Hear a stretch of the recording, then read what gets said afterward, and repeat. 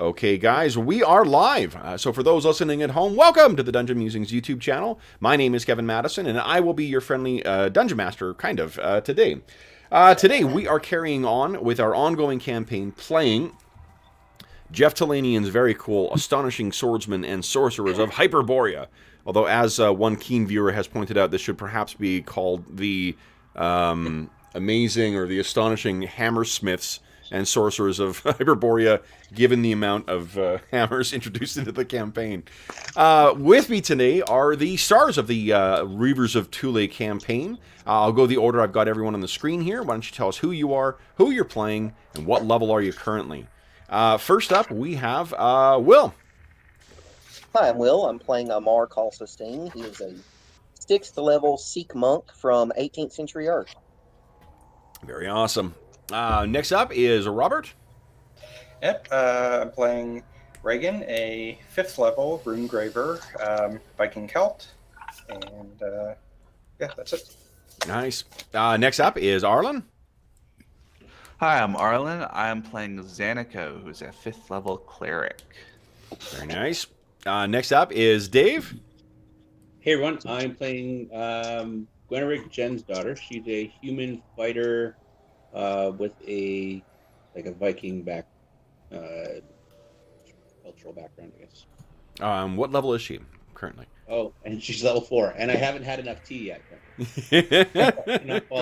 Cannot follow simple instructions. Yeah. Nice. Next up is George.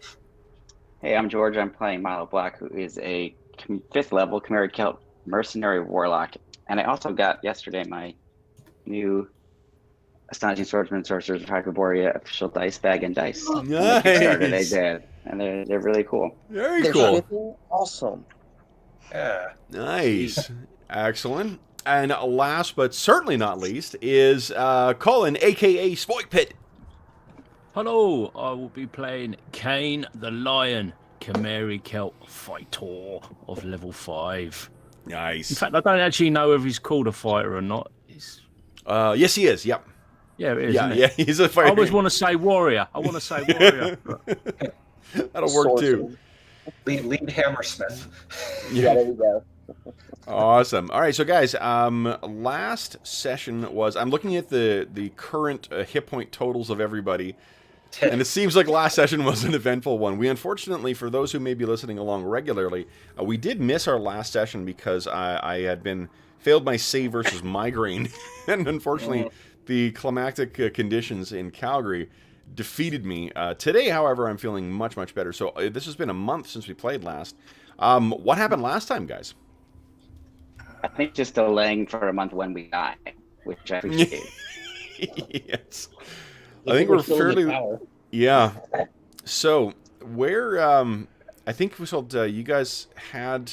This is not that long since you guys completed a rest, too, right? Didn't you lock yourself in a That's room? right. Yeah. Right, we Yeah. had rested and continued on exploring. Yeah. Then we ran into that nasty undead. Yeah, that's right. And Iffy... Wasn't last session where Iffy did the bank shot with the lightning bolt? And took one of the team? I think Yeah. it was last Yeah, so the thing that seems to have been bedeviling you the most, the thing that you have not actually defeated yet, is, of course, this thing in the smoke.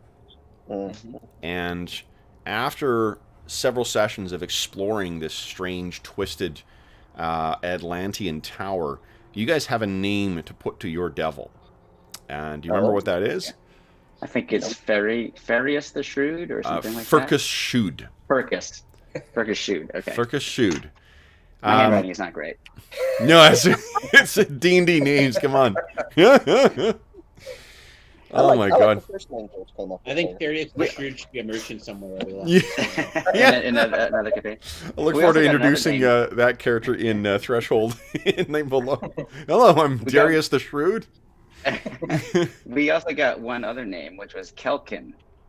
So we read that Kelkin will be the test subject for the whatever experiments. Yeah, and you guys found I that was trying out. strange... That would have been through this door over here. Remember, you found that strange chamber. And reading the notes... Oh, sorry, guys. Oh, so rude. Ugh, I'm boring myself with my own campaign. my goodness. The what it was some kind of airless room, and they had experimented on someone. And you may remember that there was some strange spirit that came out of that room as well. Yeah. And specifically, we determined that he was trying to build a machine to remove air, according to his notes. Yep. And of course, the most important of rooms, the bathroom with an inch of water in it. That has proven more fearsome than anything else in this campaign. Because it's the only time I've seen you guys going, fuck no! I'm not touching that thing. So, last we left our heroes, you had opened the door and you were beginning to head down. Or you did head down.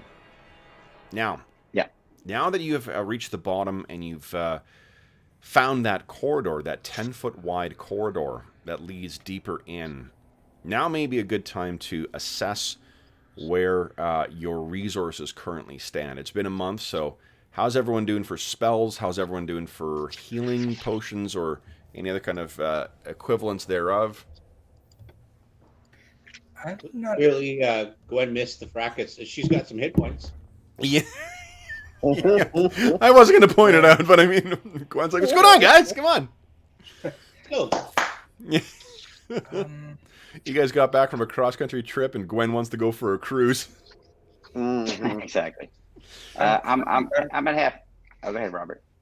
Oh, I'm pretty sure I used Enlarge. I can't remember if it was on Amar or, but I think everything else I have. And, of course, I used the Horn at the beginning of the day. So Zanico, you got any healing left? I have no healing left. Wow. I used it all up on everybody. I do have, so if we get into another fight, I have a prayer so I can give people a little bit of a bonus. But how long will last in the fight is kind of iffy with as few hit points as we have. So I also have a cure disease if anybody gets sick, and I have a purify food and drink if we decide to leave this hellhole and scavenge food out in the jungle. I actually, while I have half my hit points, I have almost all my spells. So it's not to age people a year every round. It's less a combat utility spell. It's more a slow, evocation spell of killing them or necromancy. No, it's a way to put us all out of our misery quicker. Yeah. So then, what do you guys... But I don't have any healing. I have no potions or anything like that to help out with that. Okay. So what are you guys thinking? Reagan is 1 hit point. Yeah.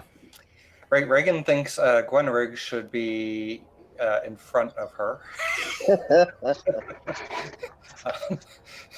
Not a terrible idea. I think our plan was to go down, and Reagan probably use 1, 2, 3, 4, 5, 6 astonishing points in the first combat. That might be the plan. Okay. Yeah, that's probably not.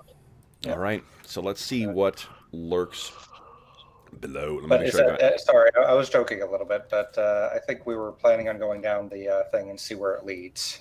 Okay. I can lead Yeah, it. down this little Reassess. stairway. And then reassess. Yeah. Yep. Okay. We conjectured that it might be an escape route. Yes. Mm-hmm. Did we end up in some sort of cavern? There was. You guys found that sign on the wall that said, "We'll see you in 2 weeks." Turns out it was inaccurate. It meant 4 weeks. Right. Yeah, I got a viewer on that too. The viewer posted afterwards, like, "Oh, you got me." That's funny. Oh God. All right, so yes, you traveled very, very, very far down, and let me show you where. I'm just going to get Iffy off the screen here, and I'll bring you guys. Boom. Oh yeah, that's the stuff. Here we go. Okay. And let me ping you here.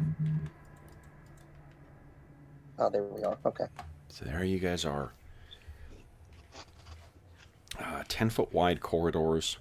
And it appears that further up ahead, there is a try to see how tall the. Oh, so the ceilings in here are 15 feet high.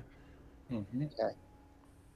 And there are magical. There's some kind of magical or otherwise illumination throughout this entire area, just like in the interior too. That strange, like lifeless white light.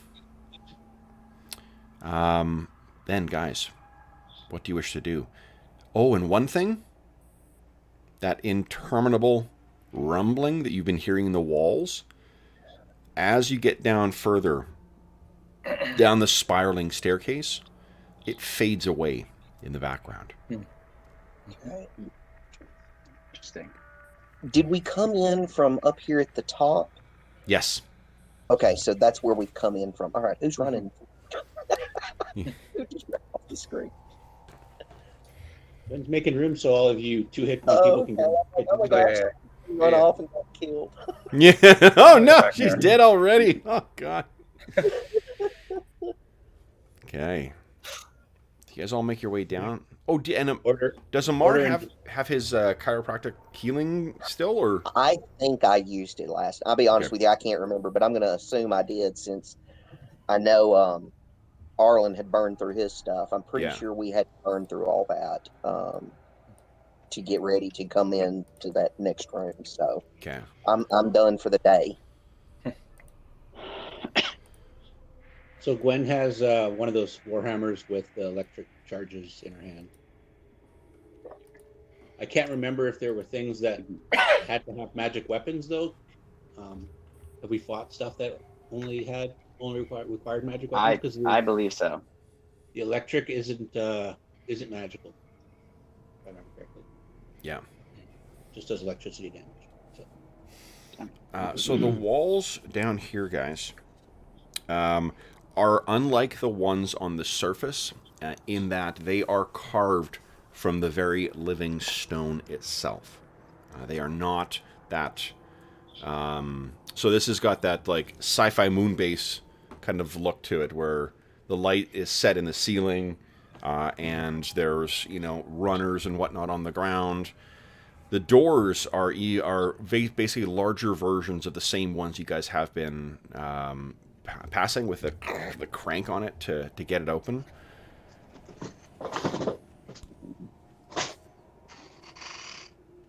So, what do you guys wish to do next?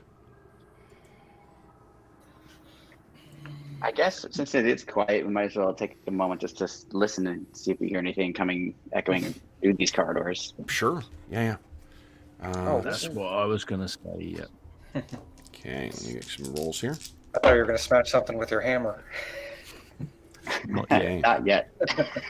Well, one time you wanted to attack the ceiling. but- Oh, No, that was a wall. I wanted to smash one of them panels and get into the... No, I wrote it down. I thought I would attack the ceiling. That was something. get into the riser. there is one important thing about the doors that Dave has yet to learn. What do we remember about the doors from last time?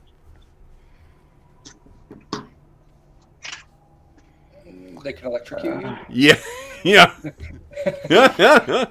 Don't open them. Things are bad behind them. Yeah, I think that's Yeah. more of a... I think you guys Yeah. made good use of some of the furniture in that first room to trigger the second trap, but Kane unfortunately found out that the master of this tower seems to enjoy trapping the doors. So Yeah, I saved, so I only took 20 points of damage. yeah, And by master of the tower, he means Kevin. Yes. With listening for stuff, can I go ahead and use discern noise?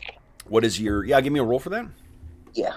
Tower Master is like an '80s off-brand D&D knockoff. Totally. Yeah. Because I'm rolling under because those numbers go up. So yeah, I've got a 7 and 12. So Nice. Okay. So Nice. Amar. It's not a million miles off a castle keeper, is it? Yeah. So you stop and listen, and I think what you can hear very faintly is it sounds like winds blowing somewhere up to the north.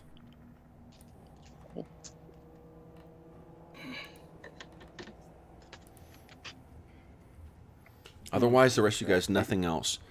It's like naturally occurring winds, or is it constant? Like, it sounds like it's a tempest. okay, Oh, Okay. So, what would you guys like to do next? I mean, there's nothing else we can do operation-wise, right? Everybody is sort of in their best state at this point, I'm guessing. Yeah. So I guess we just need to proceed ahead cautiously. The question is, do you want somebody to go ahead by themselves, or shall we just travel as a group? I was going to say, I don't mind kind of scouting ahead some. I'm fast enough to make distance either direction. I do have some thief abilities, hide, move silently. And I've got my gun, which I would need to be in front of everybody anyways. So I like your chances. Gwen steps back and makes a space between her and Kane and waves her arm for Amar. So we know we've got, this is right here. That's a door, right, Kevin? It is, yes. And that's kind of what you were saying. They were a little bit bigger than the ones upstairs. Yeah, they're so much larger, or maybe it's just it may be that it's the setting, like that the housing set into the stone wall is larger than what the other one was, but the door is about the same. Okay. Let's see. This is again like as I was watching Dr. No last weekend. There's a scene where they're going from like a decom chamber into like a little place in another one. That's how I'm picturing the doors. Is these big, heavy, like... Yep. So when you open the doors, don't be surprised to find a couple of Asian nurses. Because I'm that fucking lazy this weekend. So basically it's Dr. No, so I'm telling you guys. sign me up for that game. Yeah. But wait, does it have the cool music going on? Yes, John Barry. I watched that myself a couple of weeks ago. Uh-huh. I watched it. Did you watch it with your kids? No, they were coming in and out. I watched it with my son. But it's like a copper door, isn't it? They're like big Yeah, copper yeah, doors. yeah. Yeah, it's great. Yeah. I thought it was cool. And it's got my favorite. on. What do you call it? My favorite line from that one is as Dr. No calling him a stupid policeman. I see you're just a stupid policeman. I can't figure out if his performance is incredible or just awful. Because it's so weird. It is weird. It is a weird old film. Plastic ass. Oh my gosh. Still like super fun movie. Okay. So then you can see there's another. So as you're getting closer to the Zamar, because your ears are more, maybe it's your ears are more sensitive, or just you are, your body awareness makes you sensitive to the rumbling in the floor. But yeah, there's definitely the sound of something coming from. It sounds like someone has left a window open in a tempest, or to be honest, the room. Do you remember the room with all the winds that you face? That thing upstairs. Yes, those things are evil. Yeah, sounds like that. And does it seem... Well, let me go ahead and just move. Does it seem like it might be coming from behind this door here? Most definitely. Okay, don't open that door. Okay, got it. I done figured that one out.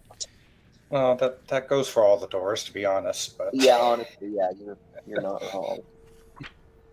or rooms that even don't have doors, but books, Okay. Oh, another. Amar, this is around the time when you notice that, like the surface levels, there are vents in here. Oh, anyone want to tell Dave why the vents are ominous? Yeah. Bad things come out of them. Yeah, we don't want central heat in there. Including that thing.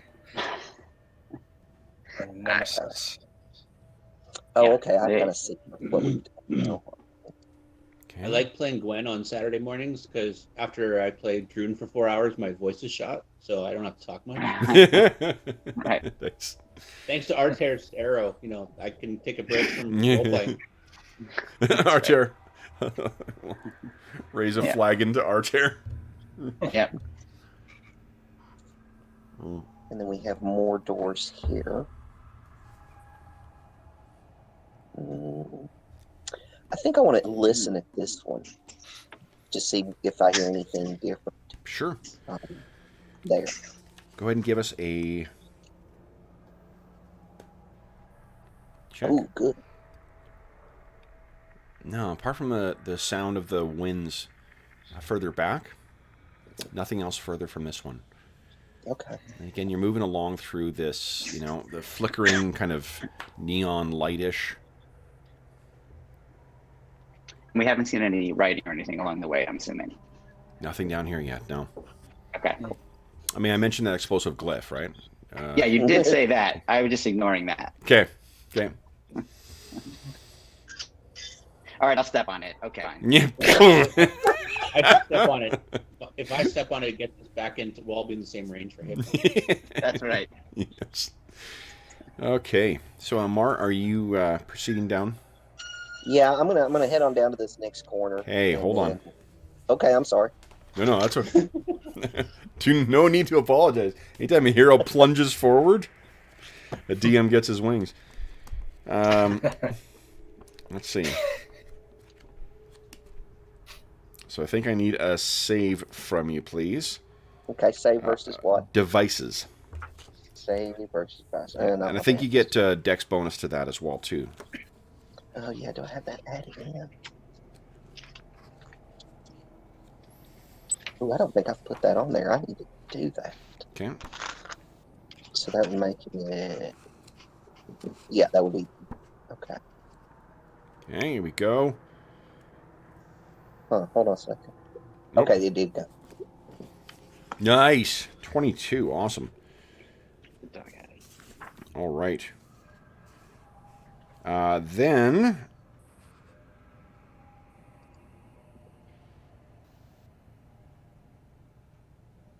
Oof. Okay. The DM's looking something up and goes, oof. Okay, hold on. I gotta roll something here. Something. At least there's no new books coming to the table. Yes. One good thing. I was thinking of you this morning, Will, because this is the pile of books that we had from yesterday. Oh my gosh. The last guy, I may not have cleaned up since Wednesday, but it's effectively the same. Oh, I got myself off center here. There we go. All right. So here it is. Now that's normally what was Anna's ottoman as well too, but now she is. Well, she's sleeping in this morning. So you made the save. So 15 points of electricity damage. Houston, we're gonna have a problem. Okay. You guys have 6 points of Astonishing Fortune today, though, so that is good. Yeah, but I I can't. can't mind. Well, you spend a point to not die. Yeah. Remember that Astonishing Fortune in this game is more generous than it is in the other. What you could do, it's not a hit, so you can't negate it, but you can spend a Right. point. So what you could do is spend a point to not die. Okay, yeah, definitely. Yeah. Yeah. Let me see here. So, to be honest, You it's don't been- die until -10, though, so... I mean, Same if you team. want, you could wait for us to come around the corner and see you, and, You would- you want Astonishing Fortune. I think you would both hear and smell it. Yeah. Right. So let me In just which check. case, if we rush around the corner and see Amar and stabilize him, he'll be lower and he'll heal slower. I guess that's the biggest thing. Is it depends on where Astonishing Fortune spin puts you hit point. That's what I'm just checking right now. is that's, oh, here we go. Astonishing Fortune. Here we go. So you maybe spent 2. Reroll a dice roll. Ignore attacker check. Ignore damage of 1 hit you receive, or resist 1 effect. Lethal poison, a spell, or a level drain. Oh, Oh, you know what? Then I'll let you. So, This is Yeah, one you- effect, isn't it? yep, I'd let you do that. so basically negating the effect. Yeah, you negate the effect then. Okay. So, this thing would go off in front of you, and you would narrowly miss it. Yeah, I think my toe got singed. Yeah. Yeah. Who's rolling dice? Yeah, whoever's I'm rolling gonna dice. hold up. Oh, so this Stop is it. weird. That I was checking something. I'm muted, but it's not muting me. It's so weird. This setup is different. Oh, Look at that. Huh. let's see here. Hold on. Are you're muted in? Well, here I'll mute myself. Now I'm muted on my mic. And Can you're you not still hear me? Yeah, not muted at Yeah. all. No. I'm constantly muting myself because I have a Hey, child who's Google. streaming. Maybe fucking beta test this So- stuff before you roll it out. So Jesus I Christ. gotta work on it. Oh, I got to tell you something. Oh about yeah, this. I see what I think I figured out what it did. I'll tell you later. But Did it it just switch reset all my microphones? settings. Did Yep, your- it switched my microphones again on Yeah. its own. Oh, that's I hilarious. turned my captions on, and they're actually pretty good. But Kevin, when you just dropped that F-bomb, it censored it in the captions. It put F asterisk asterisk asterisk. So I got fixed by that. I can't. No joke. So I was the director of our student legal aid program for 1 year when I was in law school, and they every year you get a mug at the end of it. They give you like a mug with your name crescent on it too. I'm the only student director to date to get a nickname, and it said Kevin Fuck Madison because I swore so much around the office. So. Nice. Those who may question my professionalism as a lawyer, there's your answer. Not really much. All right, now let me test this. So I'm Go talking ahead. now, and I'm George, we can still Okay. hear you. Yeah. No, I'm kidding. okay. Good. You had me. I was like, this thing sucks. Have I taught the rest of you nothing? Come on. I require a mute button, or else you'll never hear anything. Yeah. People in the house running around. No problem. But, Okay. but Kev's still more professional than some lawyers that have been on TV recently. This is true. All right. So the what's like the the old joke was what do you call the doctor that graduates at the bottom of law school or bottom of med school? Is doctor. I guess the same Yeah. applies for lawyers. It's, well, the running joke we used to have in law school was like we never wanted the dark fate that you didn't want to have is have the directions be to the third mini mall you see on the left. And this was before Breaking Bad came out, and then we're like, oh yeah. So That's basically, yeah, it's all good, man. Okay, then Amar. So this thing has gone off. And the air has that strong ozone smell to it. You guys have heard a crack of electricity from somewhere down the hall. And would Amar have yelled out, do you think? I don't think he would have yelled out, but he certainly would have. How would he have reacted? No, I don't think he would have yelled out. He's too combat hardened in general. Mm-hmm. But I think if we heard that crackling of electricity, and we've all seen that previously, Malo would, and then not hearing Amar, Yeah. would concern Malo. So he actually would then move down the corridor to this point. Awesome. Okay. Start checking out. So you race down, and you can see there's still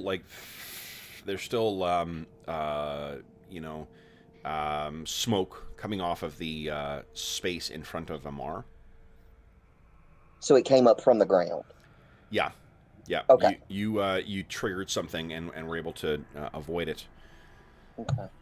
There was a cliff. That was How many a joke. astonishing points do you need to survive a fall from a 200-foot cliff? Actually, Will can answer that. You need Yeah, one. actually, I can. We've done that already. Oh, that's right. 500 feet? Yeah. Okay. That's right. So right, then, so what do you wish to do next? I think I'm going to go back and confer with everybody and see what they want to do at this point. Okay. So I'm going to head Yeah, back you up can see here. that the corridor arcs again to your right Right. as you walk towards it. Yeah, that's what I was going to do. I was going to come back up here and kind of tell them. Okay. It almost looks like we are spiraling outwards. We came down those stairs, and as we came out, we moved to the west. Then we went north and east, and now it's going south again. And it looks like it turns again back to the west. So at least just that part, it looks like that's what it's doing.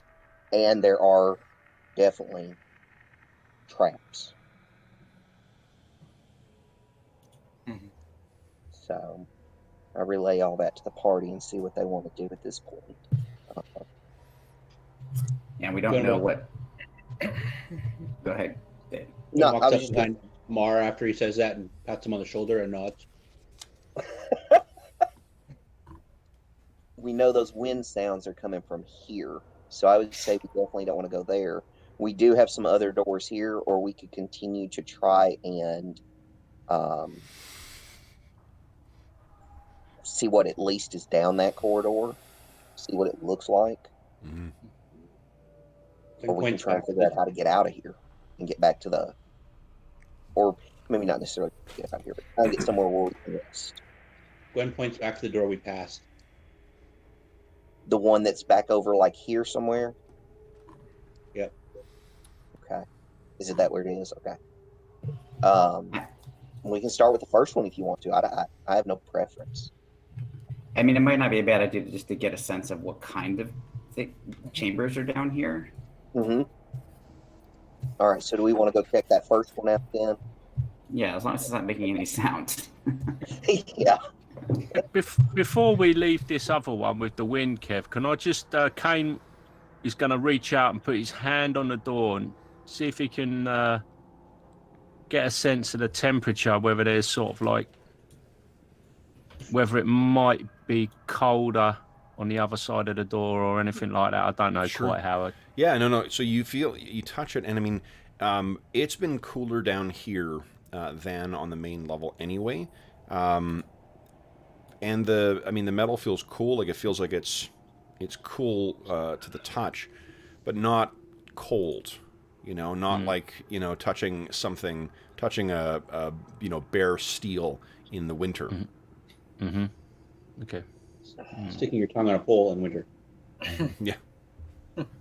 In this game, on a warhammer. There's frost on my warhammer. That's what she said. I have an electric warhammer. So, where would you guys like to go next then?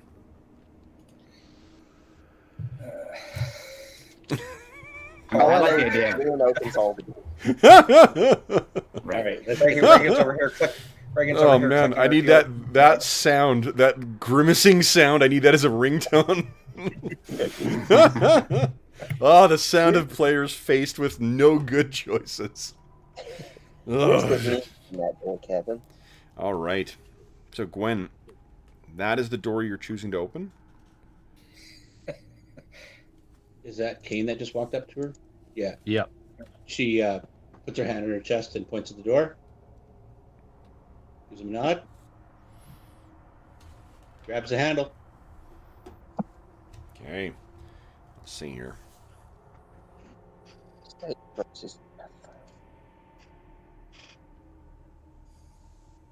All right.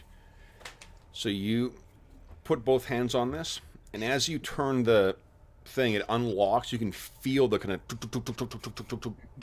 something's moving inside it. Watch, it's going to be with a steam bath. Make a save. Reagan, if she has a moment, she wants to cast a cantrip on Dave. Sorry, I'm trying to find it. The one that is basically a save, increases save versus sorcery. Probably one device, but this is all she has. Okay. Let me find the name of that one. That's strength. Okay, I seem to have all of the Cantrips, except that's already listed. That's good. We know the net effect. Yeah, So, yeah, okay, yeah. Okay. Yeah. So Gwen, There. it hits the limit, and you begin to pull the door open. So in 1, 2, 3. Now what you see within is a small chamber, sparsely decorated, with a single wooden desk and a chair in the northeast corner. There is the door that you've opened, and it looks like there is another identical door. This really is Dr. No, guys. I wasn't kidding. When we start the countdown, I'm going to do that faux German accent as well, too. Yeah. Perfect. Okay.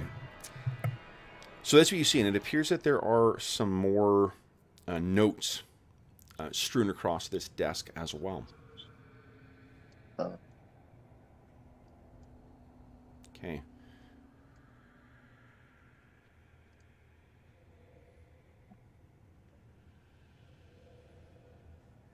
Has anybody Everybody stays in the hallway. All right, I'll do this myself. Well, Reagan's trying to keep line of sight on Gwen, just in case. I'm not down there yet. Okay. So, Kane, you making your way to the desk? Okay. So you start pushing aside some of the writings. And I don't think Kane speaks Atlantean, right? I think the only one who does is Malo. Is that right? That's right. Yeah, okay. So you're pushing these aside, but what does stand out for you is when you get to near the end, there are a number of extremely detailed anatomical drawings of a bloated black fly. And there's a ton of drawings of swarms and like the faces of flies and things like that. Jeff Goldblum was here.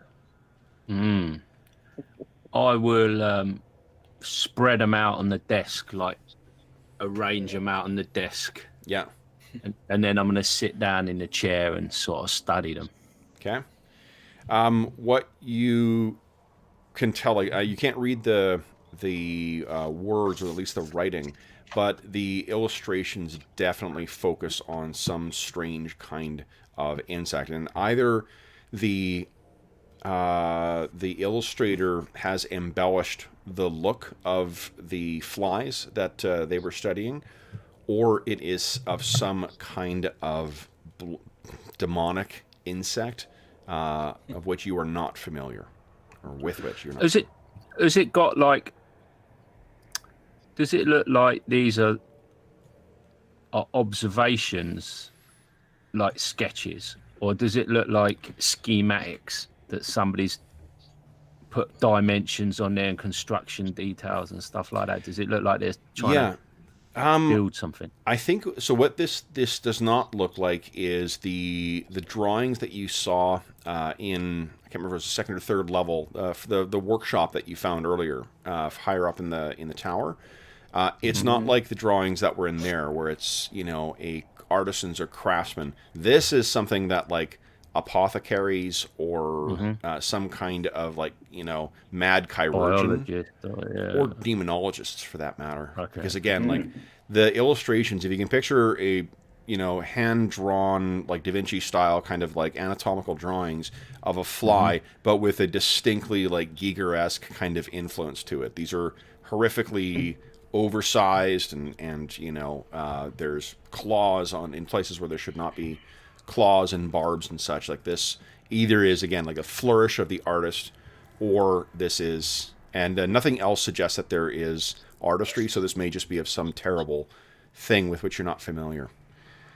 And there's notes and text on it and stuff. There is, yeah. Okay. I mean, Marlowe standing close by, I guess I'll sort of like shove out a hand without looking, with just some of the drawings, as if to thrust in the direction of Marlowe. Sure. I'll take a look. Marlowe, give me a D6 roll, please. Alrighty.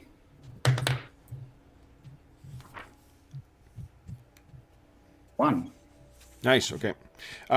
So you look at this, and one of the things you've heard about the Netherworld in your studies in Cremarium is that one of the fates that befalls the evil souls that will end up there, or the unfortunates at least that will end up there, is to be torn apart and consumed with ever regrowing flesh, serving as a eternal feast for demon swarms of flies.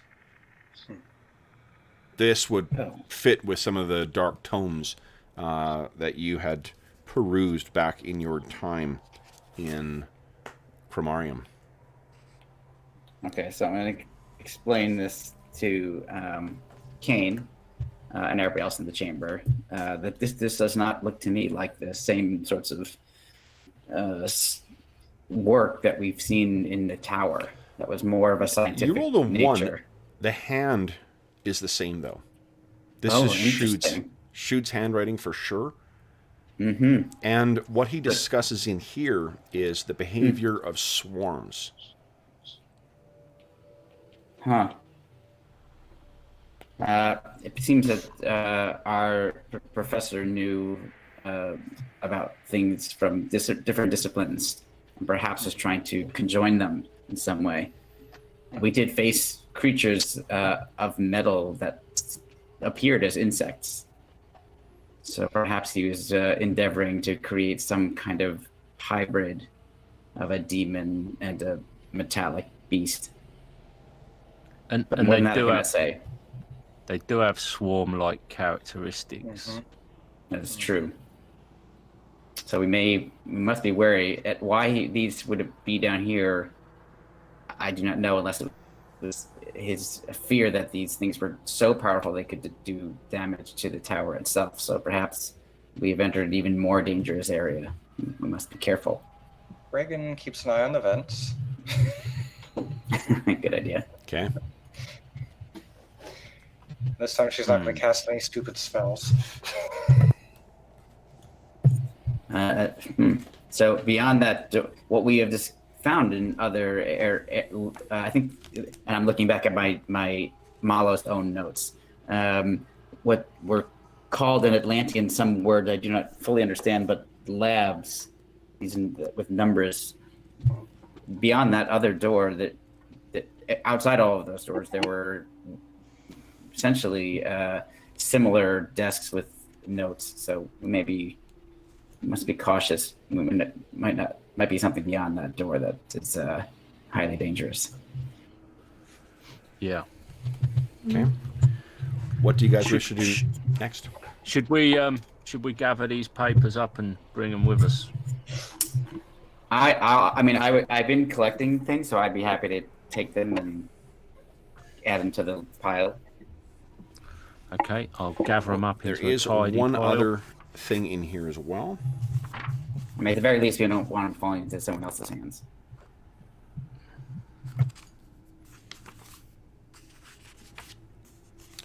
There is a wand in here as well, too. Very similar to the one that you found a couple levels up. Mm-hmm. This one has a glyph, an Atlantean glyph on it, that is the glyph for breeze or wind.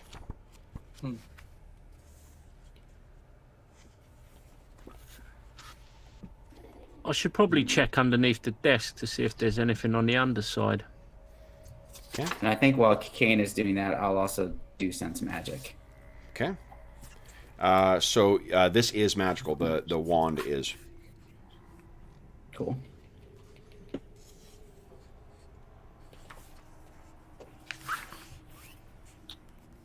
And are there different glyphs for arcane versus divine magics, or is it more like an Atlantean thing? Or Yeah, the Atlanteans are more, bent to the arcane than to the worship of gods.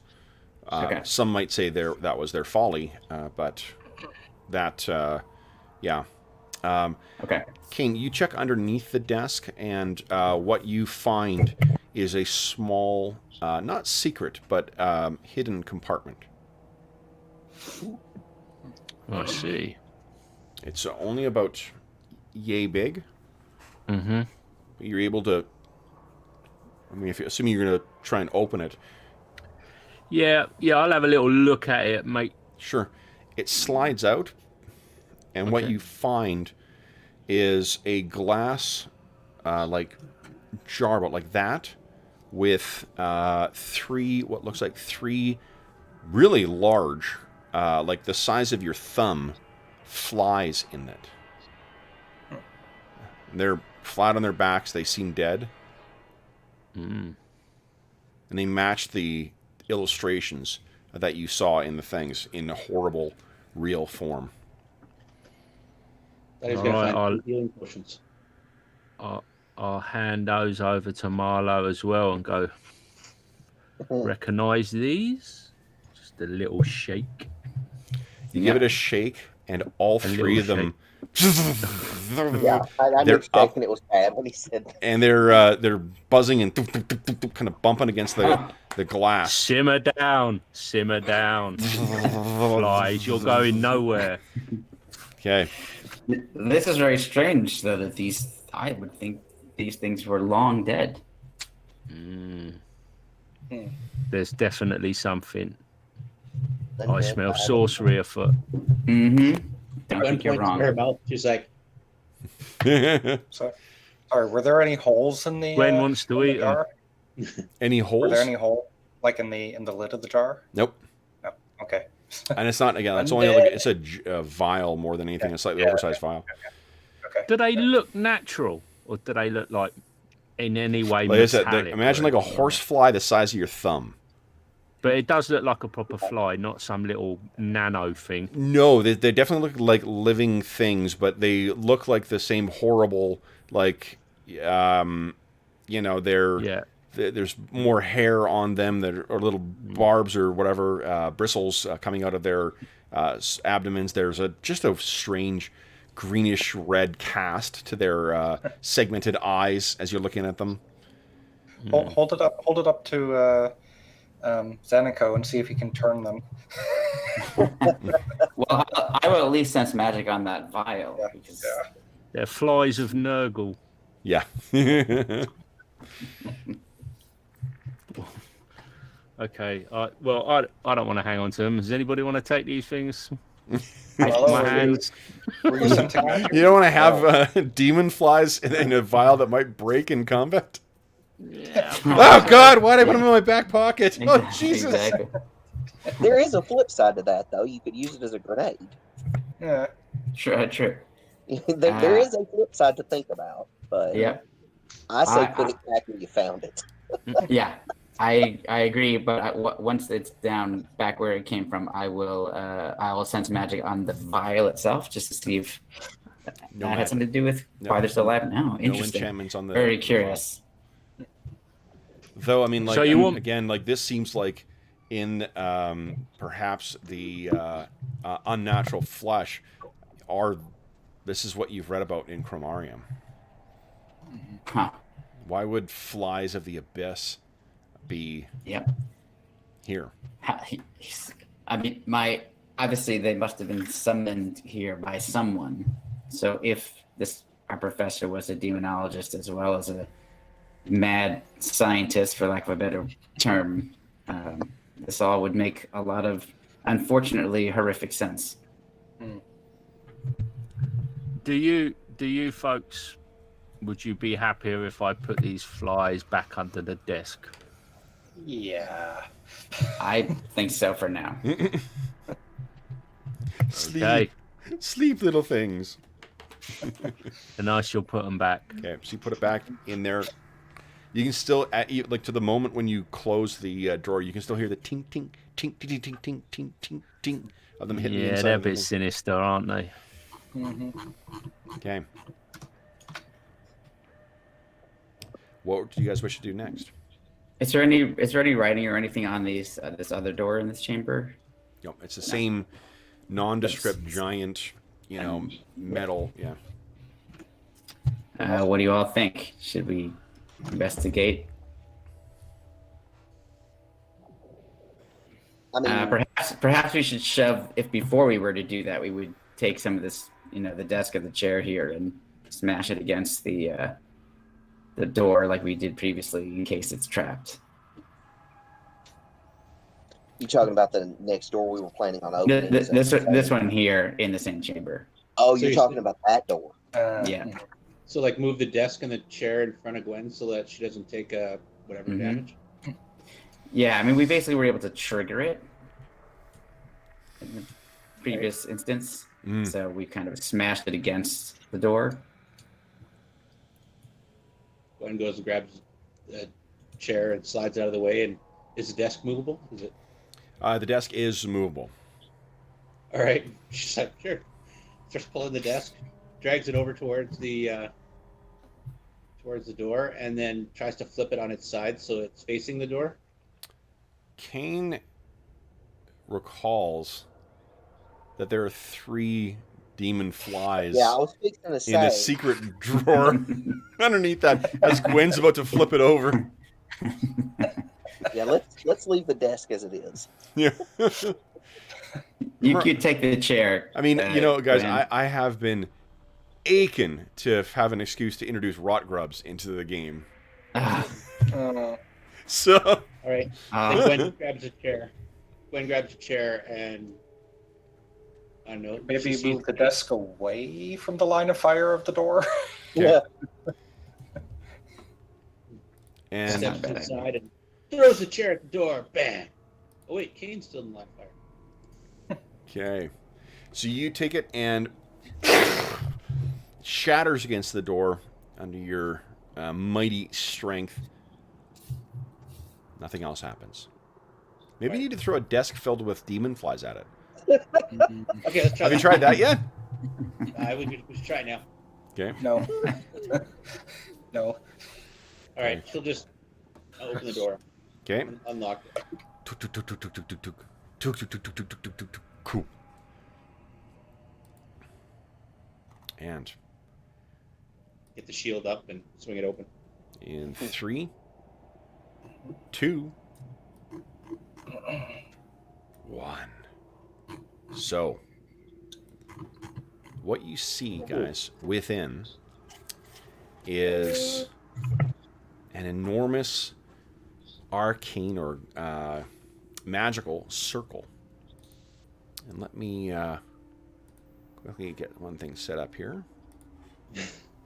Gwen's like, Just one thing. I mean, I'm sure things are fine. Oh. Okay. And. Maybe just shut that door again. So what you see is, Gwen, there is that circle, and there is a. It has that bluish shimmer to it. But what you see in the center is what looks like a pile of darkened rags. And first one, then a few, then a swarm of flies lifts off of it and seems to be swarming around over there. And ever so slowly, something raises itself up. You can't escape the narration, I'm sorry. It has initiative over you. And this. isn't there an interrupt narration skill? I just didn't get that. Yeah. Yeah, Astonishing you Astonishing Fortune. So that's a 10th level spell. Exactly. That's good. A spell level that doesn't exist. Yeah, bingo. Yeah, you could call it truncate narration. Yeah, skip. That's how I play World of Warcraft now. No, I don't care. No, I don't care. Give me my fucking thing. Give me my XP. So what slowly rises up and stands towering above it, wreathed in flies, is this. Mm-hmm. Well, it's a good thing we didn't open the vial of 3 flies. Yeah. Maybe it just wants them back. What if we just give them flies? So That's it crazy raises looking. itself up to its full height, which is the full 15 feet in the ceiling in here. But the flies don't extend beyond the circle. And though its skull is completely bereft of any skin or muscle or sinew, you can feel that those empty sockets are staring at you, Gwen. She turns and like, no, you want to talk to Kane. Okay. Yeah, I mean, maybe we shouldn't judge a book by its cover. I mean, maybe this guy's all right. So is that thing in the circle as well, Kevin? Am I understanding this correct? say again? The this thing is in that circle. Yeah, you guys can move up a scooch just to take a peek in if you like, because it's. Yeah, there's a token I'm in there now. going in. I'm going in. I'm going up to here. I'm Okay. going in. All right, so you walk in, and as you step forward, you can hear the sound of a voice in your head, Kane, and the voice comes. What, another one? There's the another of the chorus. Yeah. It's nothing but screaming 24/7. Oh man, join the queue. You'll have to speak up. So this voice is accompanied by the sound of the buzzing of millions of flies, and it just says, "You are not shoot." Shoot. No, you're right. I am Kane the Lion. And who be you? I am Cavavencian.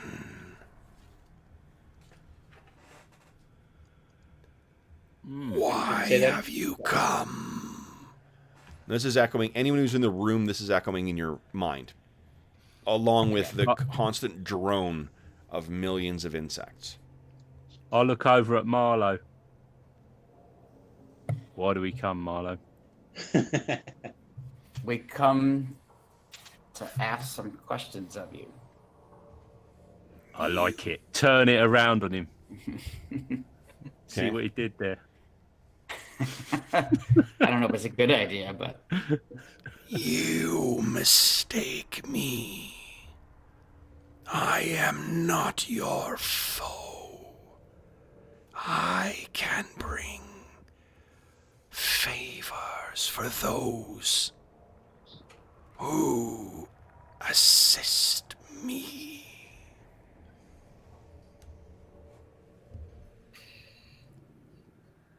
Lost George. Well, Cav, if it's all right, if I can call you Cav. How?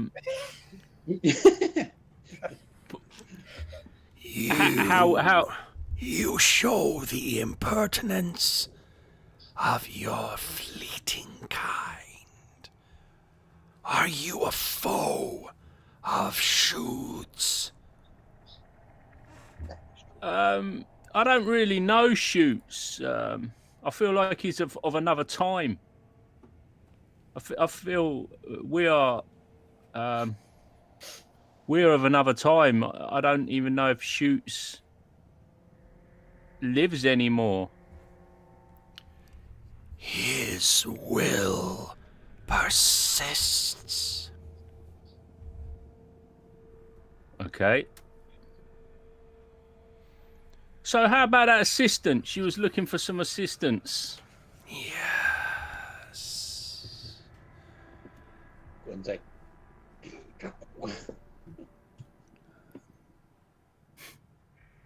You saw sought something as well. Let the parley begin. What bargain do you offer, Cain the Lion? Bargains always work well.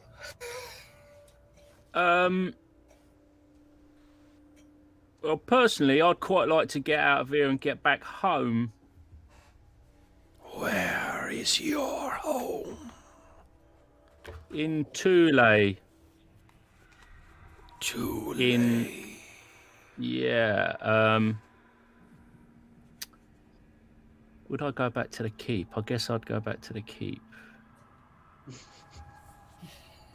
Or Tulibor. I see it. A castle. A fortress. 3 towers standing strong. And 1 fallen. Yes. Yes, indeed. I can bring you there. Free me, and I will fly you on black wings to your home. You see those wings of it kind of, spread out and go down. What about my companions? I don't know what they want to do, but let's just say they wanted to go as well. Could that be arranged? What bargain do they offer?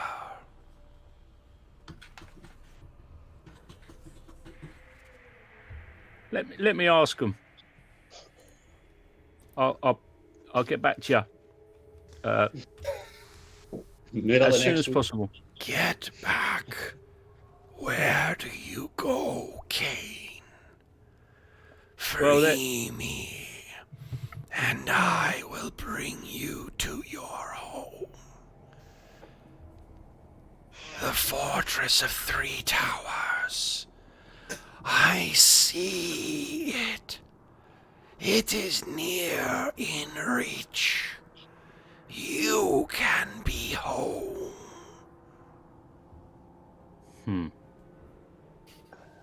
He's not going to help you guys, I don't think. You guys have heard every word of what's at least what Cav has said. George, what'd you miss? Everything after I said something like we should ask him ask him questions. So, guys, what did sorry. What did Cav? Literally had one problem after another. Kane's basically giving up his soul to get home. And initially didn't include us, but now we're maybe going to travel with. Well, technically, all he wants to do is be freed, and then he will take Cain. Reagan speaks up and says, anyone who's not in the room cannot hear this. Okay, sorry. Yeah, you, Cain, Malo, and Gwen, you can hear all of Cavavention's words in your head, but again, there's also a constant drone of flies in your head, too. And if we were to set you free... Oh, Arlen, you're muted. Sorry. Yep. So I will mention that Zanico is not part of the conversation, but his home is basically here and not in Ironfang Keep. So if you make a deal for him and take him to Ironfang Keep, he may be just as out of it as you guys were when you ended up in this part of the world. Guys, it's been about 2 weeks, so I'd like to introduce you to Arlen's new character.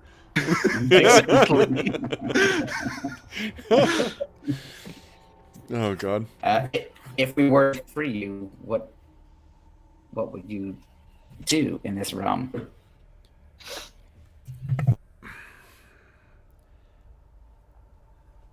The matters of Cavavention are not of the realm of man. I have many matters, and deaths to which I must attend. Was it Shrewd who summoned you here in the first place? Yes. And do you know what has become of him? He has passed and transformed. Mm-hmm. And yet you have not become free, despite the fact that he no longer exists. Should sorceries have great power and persistence. He knows the ancient binding ways. Mm-hmm. What if we were to send you back from whence you came, rather than simply freeing you? Have you such power? Not that we are aware of, but there is much to be discovered within this Then tower. you offer something beyond your reach. That is an unhonorable bargain. I think you're underestimating our potential. We may yet gain that power. I think I have estimated your pretension well, Mallow Black. Okay, he takes a pause at the fact that he knows his name. It says, and yet we stand free and you stand imprisoned. True. We So each perhaps- have something to gain if we bargain. I Exactly. see your home. The spires of Far Chromarium. And I long to see them again, but my pet companions and I must discuss if we wish to bargain with you. I cannot speak for everyone, and we have others, as you, I'm sure, are well aware. I see the mute one.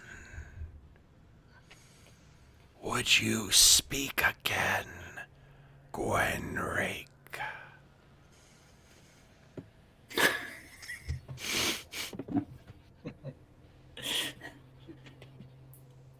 I suppose technically Gwen could talk to it, couldn't he?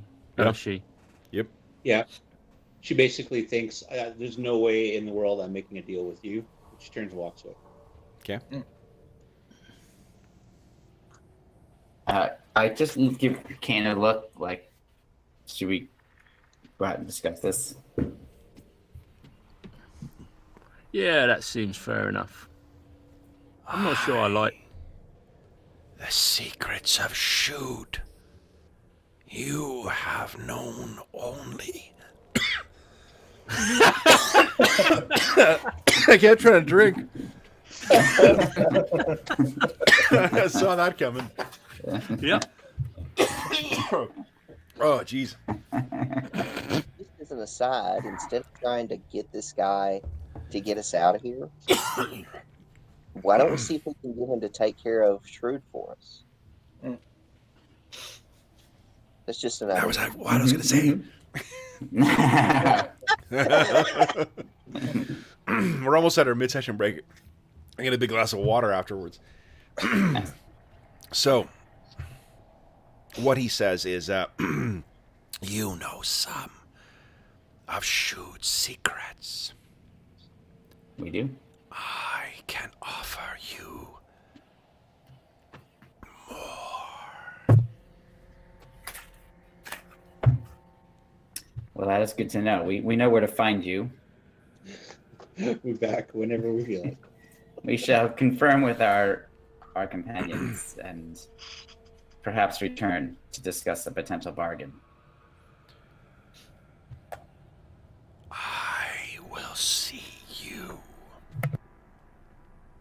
And it kind of crouches down in a like a squatting position, its wings pulled inside, flies wreathed around above it, and its skeletal head studying you as you leave the room. Mm-hmm. Alright, I'm gonna get this out of there.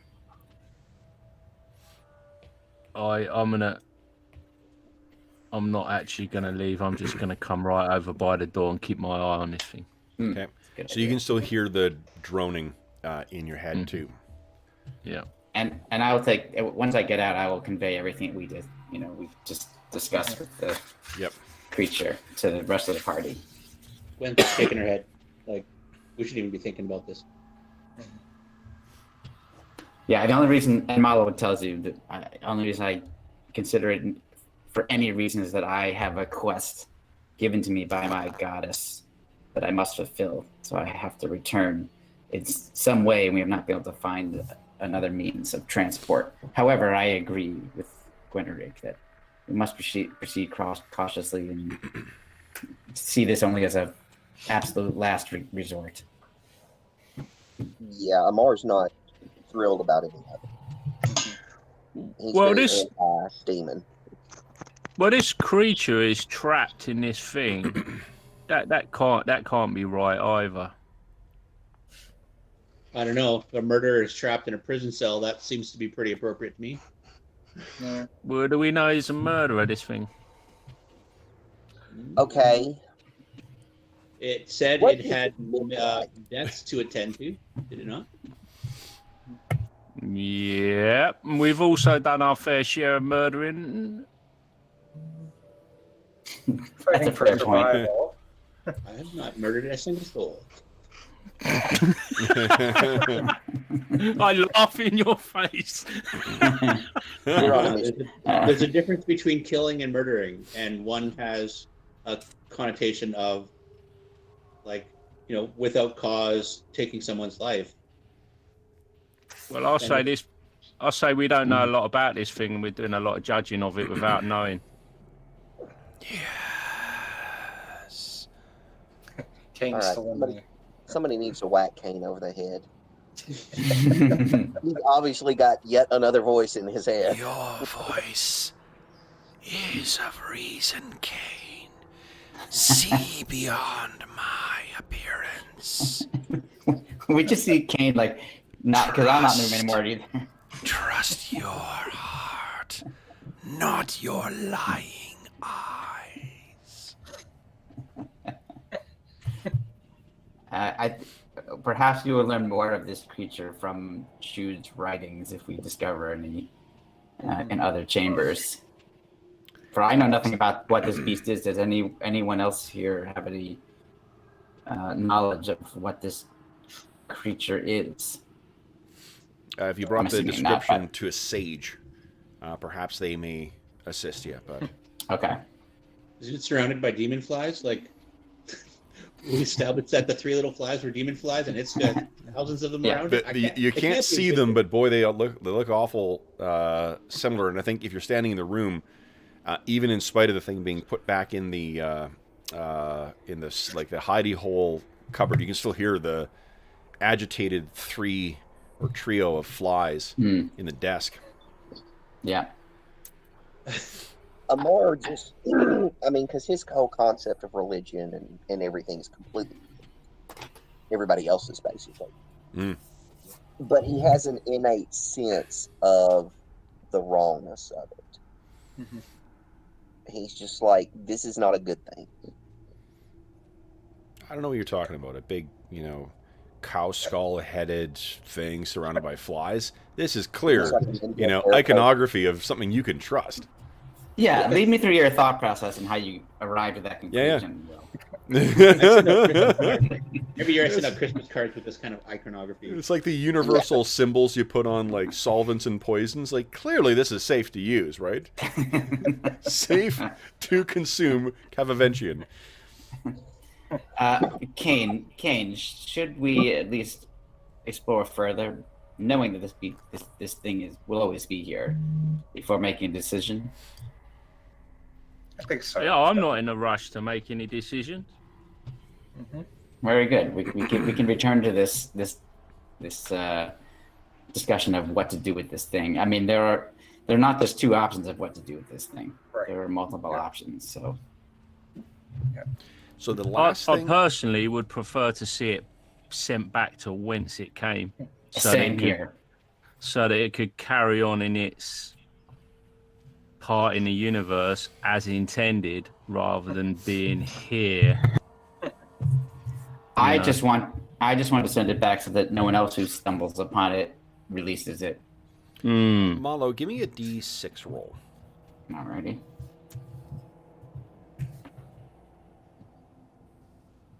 Four. Okay. So what you know is that this, assuming that this thing is from some, blasphemous country on distant shores, then these types of things, when summoned by powerful sorcerers, sometimes they get free, and sometimes they are eager to get back and throw themselves back into whatever machinations they may have with their fellows in that damned, region. But sometimes they're quite keen to run, rampant in the mortal realms and sow as much chaos and destruction. And that's what scares me. Whatnot as they can. Those that do not leave willingly, typically there is only one way, absent powerful magics, to send them back. And that is with steel and will. Right. So, these things... I'll convey all of this to my companions as well. I don't know if this is accurate to this creature in particular, but in general, this is what I know about these types of things. I see. So we would have to wreck it. Potentially. If we cannot find a means of sending it back from within Shude's possession somewhere. And you hear in your... He obviously used some kind of sorcery to bring it here. Perhaps if we find what that was, the spell or whatever, we potentially could reverse it. Yeah. Mm-hmm. But if not... So what you hear, Kane, in your mind in response to sort of this discussion is, if there is nothing else you wish from Gavavenchian, I will bargain my freedom for an agreement to depart this realm post haste. Free me, and I will depart. But then you will never see the Fortress of Three Towers again. I see it, Cain the Lion. Your future. The future's path forks. One leads you back, triumphant on blackened wings, and the other, forever marooned here.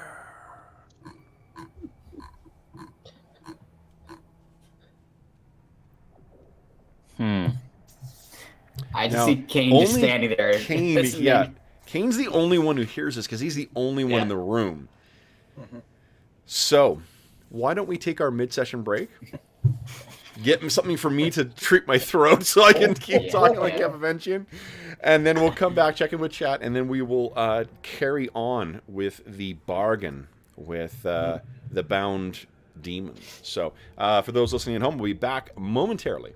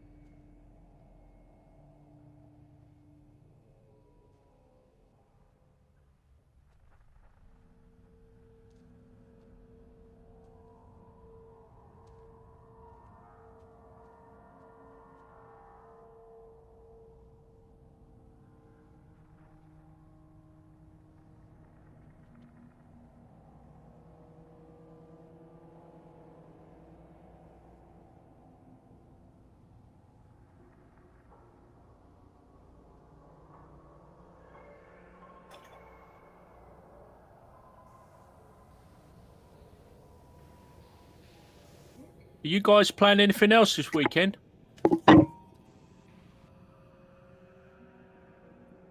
No, this is pretty much my only other thing aside from the the Night Below game that we played. Oh, okay. All right. I've Let's got- check in my chat here. Finally getting Brian, Jeffrey, what's going on, guys? Good morning. Barbarians of Lemuria. Okay. Then I've got this as well. This is my latest acquisition. Look. Oh, I yeah. can't see. Hold on. Your camera's off in roll 20 for me. Mm-hmm. Let me see here. Well, I can see Reconnecting. them. Yeah. Yeah, I don't know. It's not shown in roll 20. Huh. But I can see you. I think in. Oh. Let's see The here. meat. Okay, what It was your was latest? there. I can see in the in. Oh, meat. yeah. No, let's see. Oh, cool. Yeah. Yeah. Yeah, that was a toss-up when I was getting Revised Stars Without Number. It was either going to be that or White Star. I've heard good things about White Star, though. Yeah, I mean, it's white box in space. Nice. I Nice, quite like the ship combat. Yeah. That's Simple, a big thing.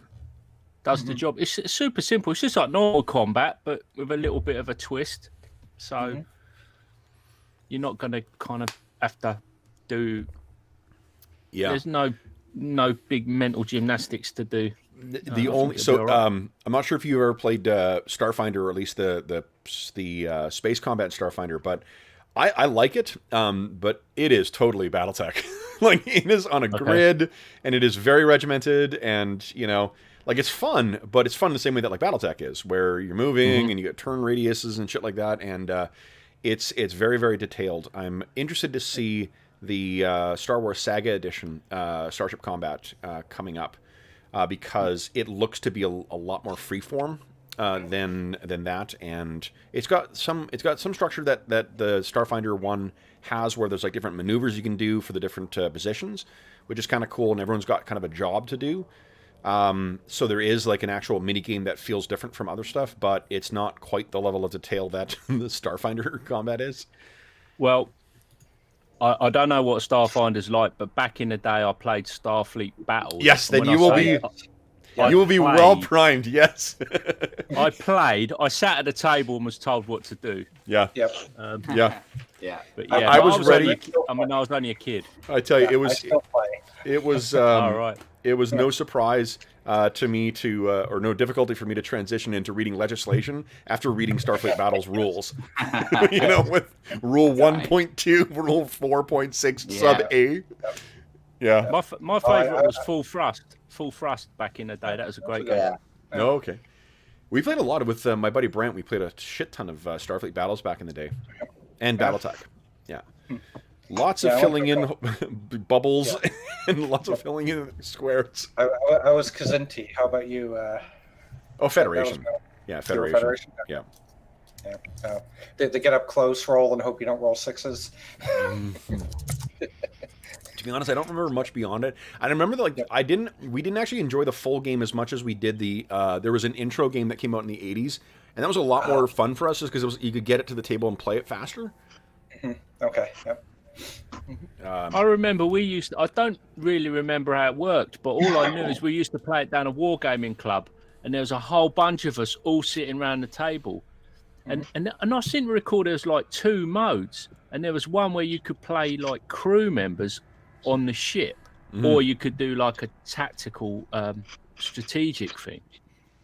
And because I remember one time being at the helm doing something. Oh, But it's But yeah, you could assign might the have been different tasks for it. I mean, there was a Starfleet Battles RPG as well too before the Yeah, Girls' that Night. might have been it. Yeah, Prime Directive. I remember By it the way- being like crazy complicated too. By the way, if anybody ever wants to enjoy the fun of that without the overload on it, there's a really cool game by GMT called Talon. Talon. Oh yeah, I got that. That's a wicked game. By the way, if you read the playbook, I wrote all the fiction in there. Oh, right, cool. nice! Awesome. So That's Cool. cool. I haven't got the expansion though. They brought out an expansion, didn't they, or a second Yeah. edition or something? yeah, and I wrote a little bit of the fiction in there to look at it from the other point of view. Cool. So, yeah. All right, so we are all back. It looks like. So you guys are going to go along with the Fly Demon's proposal then? That sounds fair, right? Yeah, of course. Nah, I can't desert my companions. They've bailed me out so many times. I've kind of got Reagan surreptitiously pulled out that staff of curing just in case Kane seems to show any indication of Going off the rails. being under. So, what would you guys like to do next? George, because of the lighting on it too, it looked like you had a giant pint of amber ale. Yeah, I'm like, what? I do. What are you talking about? Yeah. It's 8 in the morning. Yes, It's fine. it's an hour earlier too. So it's noon somewhere. I got 40 pints of amber ale over here ready to go. Nice. Nice. But you're British though. I mean that sort of comes with the territory, isn't it? It's like Yep. a delivery of milk in the morning. And here's your pint, sir. Yeah, I've got to brew it yet. I've got to brew it. It has to be said. Oh, okay. But it's sitting there ready to get brewed. It's gonna be my Christmas tipple. Oh, Nice. that sounds awesome. So Yeah. we all right. What do you guys wish to do next then? Kane is still the only one who has that buzzing in his mind, and of course he doesn't. You guys don't know the most recent bargain offered. No, he's not. Right. He's not saying anything about that. Okay. Perhaps we should continue on, close these doors and continue onward, and we'll revisit in the future if necessary. I'm waiting for Kane to come out. I'm not sure what's happening with him. I just see him nodding to himself, and Yeah. Yeah. Yeah, I'll come out. Oh well, Okay. it could have worked. Amar. so Yes. Where's the map? Oh, there it is. so now back to Amar's Sometimes original. I've got two screens running, and it's very touchy on where the mouse is. No And problem. I'm trying to scroll down, and it scrolls down the wrong place. So And I think Amar's initial question was, what should we do? Should we continue going around, or should we continue checking doors along the way? yeah, I know we don't. Okay, I don't think we want to open that one. Put a G that way. But there are two other doors on that eastern hall. Mm-hmm. So, Amar, do you know what happened to you when you was going down that corridor and there was a Yeah, there was. I mean, flash? it's similar to, or to me, it was similar to the ones that have been on some of the doors, where it just you just touch it, and that's all it takes. Do you know what you It touched? starts- Because we clearly with the door we touched the handle, Mhm.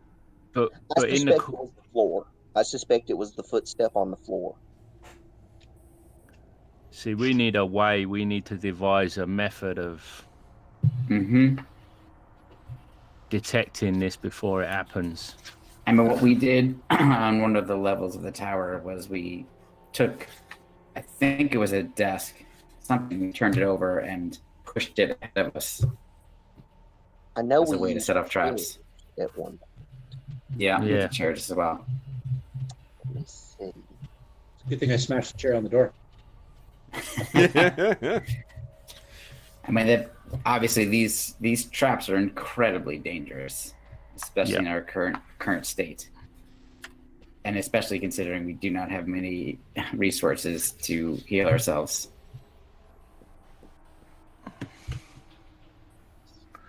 So it seems like we should potentially, one option is to turn this, take the fly vial out first, turn this desk over onto upside down, and essentially push it ahead of us. Perhaps, I'm not sure what other options we really have. We've determined that we can't really detect these traps. I'm just picturing the film version of this. naturally. We hear the sound of screeching, and then it slowly pans over to you guys just pushing a desk. Exactly. Who wrote the Brave dungeon? adventurers, Sally forth. Exactly. All right. Tis stories of epic adventure. and basic Reinforce middle the desk. school maintenance.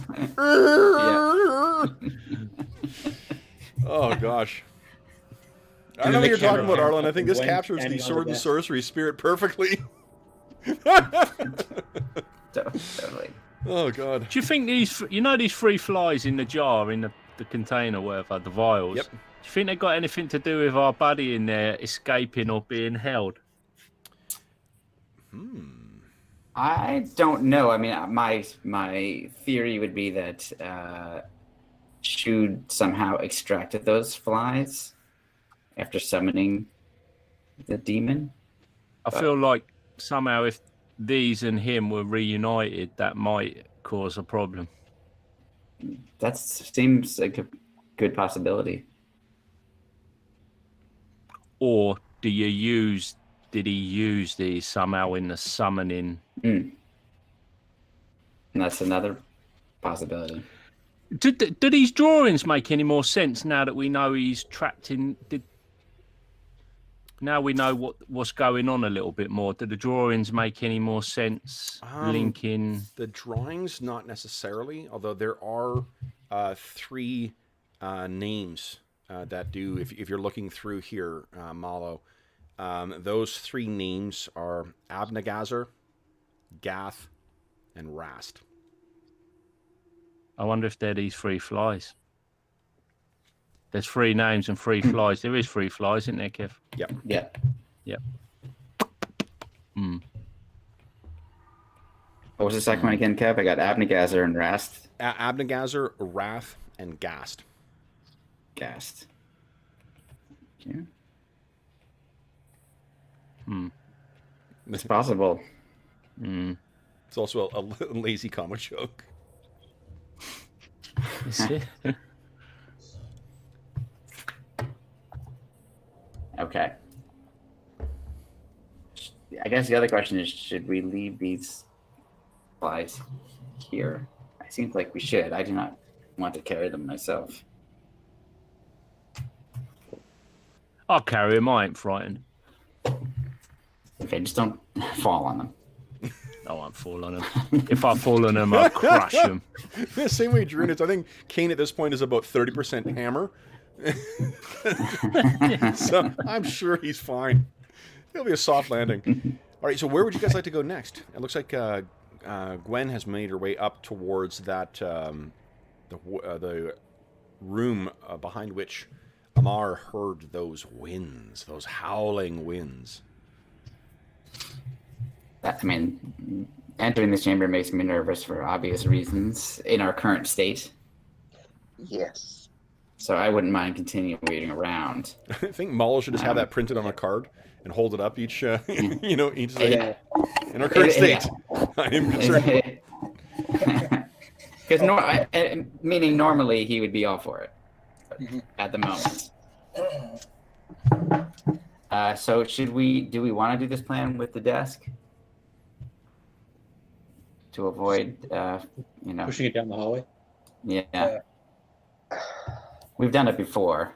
Yeah. So desk plan seems like part of the problem is that the trap still gets set off, in which case plenty of potential for somebody to still take a fair bit of the brunt of it, even if they're not like right on top of it.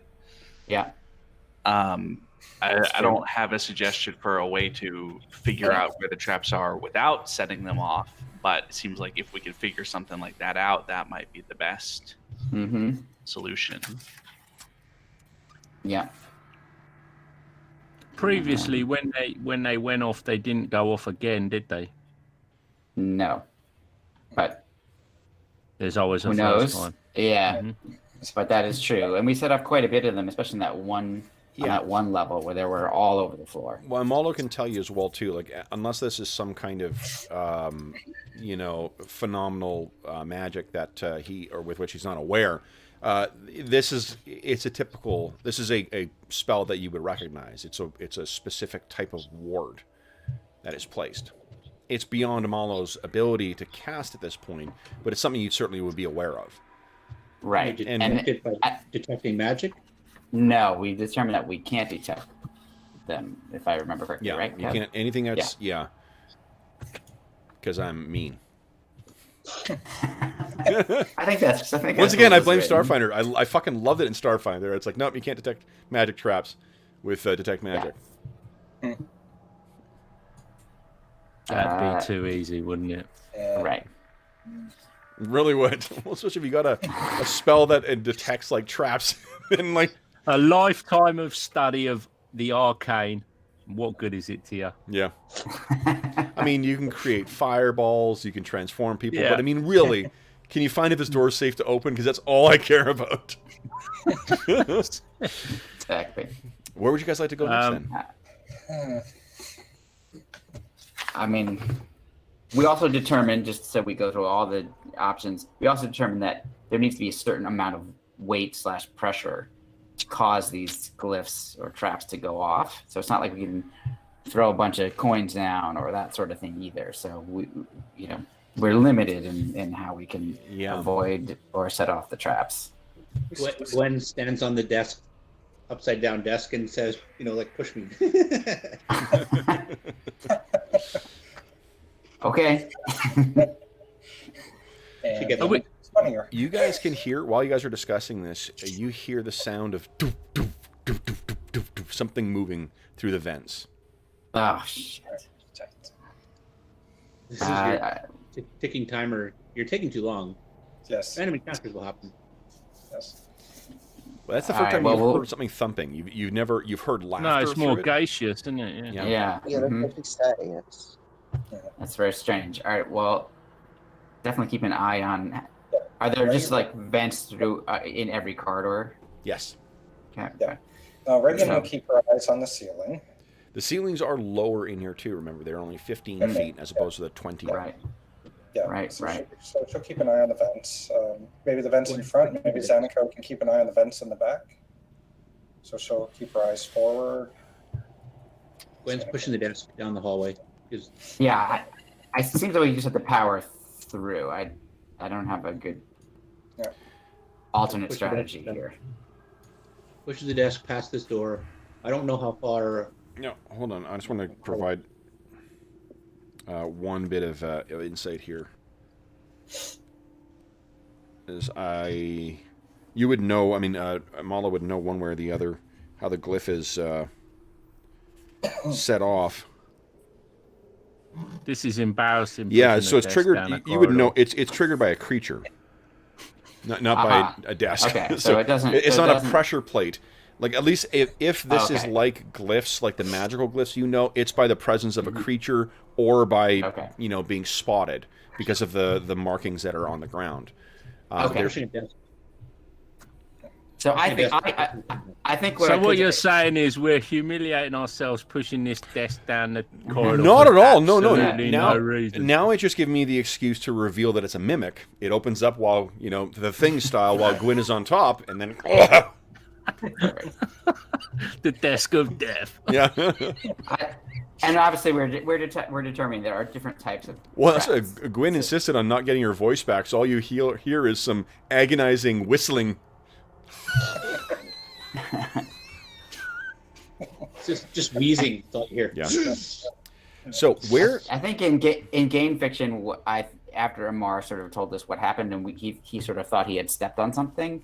When Malo goes up and sort of inspects it, he sees the actual maybe remains of a glyph or something that make him realize, oh, this desk is not going to help us in this down here. So we can abandon that whole idea. What you could do is, I'm happy to give you a chance. If you're going to be walking along at a very, very slow rate, I'll give you a chance. You're not like a thief, so you won't spot it as easily. But you may see the markings. Well, hello, sweetie. Anna came to say hi. Hi. Hi, Goofus. Hi, Goofus. Okay. So then, what do you guys wish to do next? Gwen is next to another door here. You was just saying something, Kev. You was about to give us a little bonus to finding traps, I think. Oh, yes. What I didn't say is that Malo could... I'm sorry, once again, like, the dog distracts me. Like, oh, dog! Doggy! That's all right. I got your back, Kev. Yeah. Fucking Lenny here. Moose!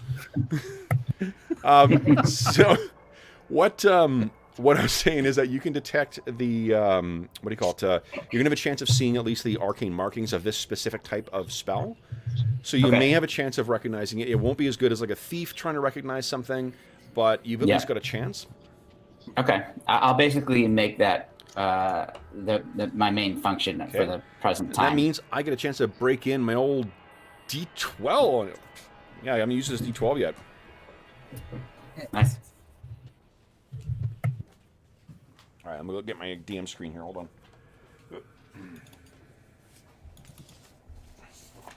One other additional helpful use for our DM screen is it works as a dandy, because it's a lighter material, works as a dandy folder to hold all the materials for this campaign. Yes. Okay. Thief, here we go. Okay.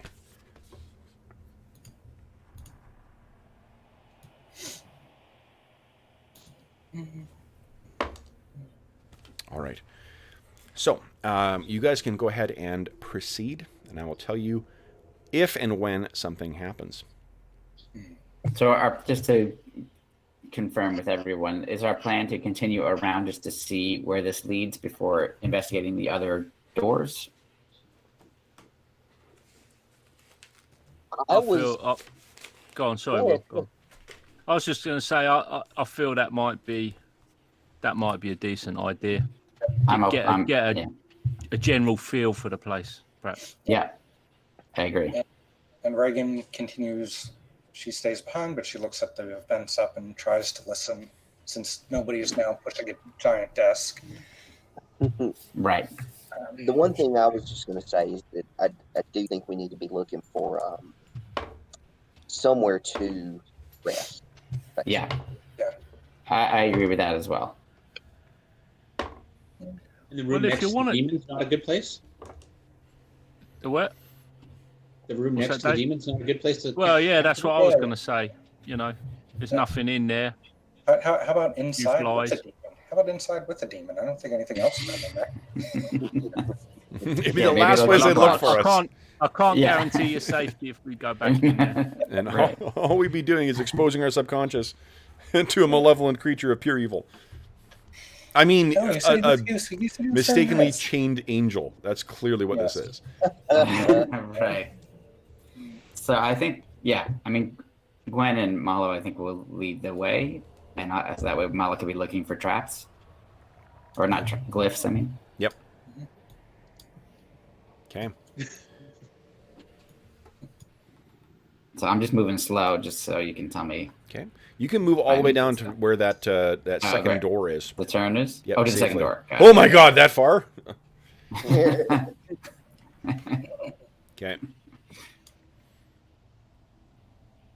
And again, same thing. All these doors have no inscriptions, but they do have the valve locks. Exactly. Same type of thing, set into the stone of this. And the once again, like, just those of you who have any kind of secondary skills that deal with craftsmanship, the perfection of the lines in here is uncanny. You would think it was either unnatural or the work of an absolute master artisan. The walls are just perfectly smooth all the way along.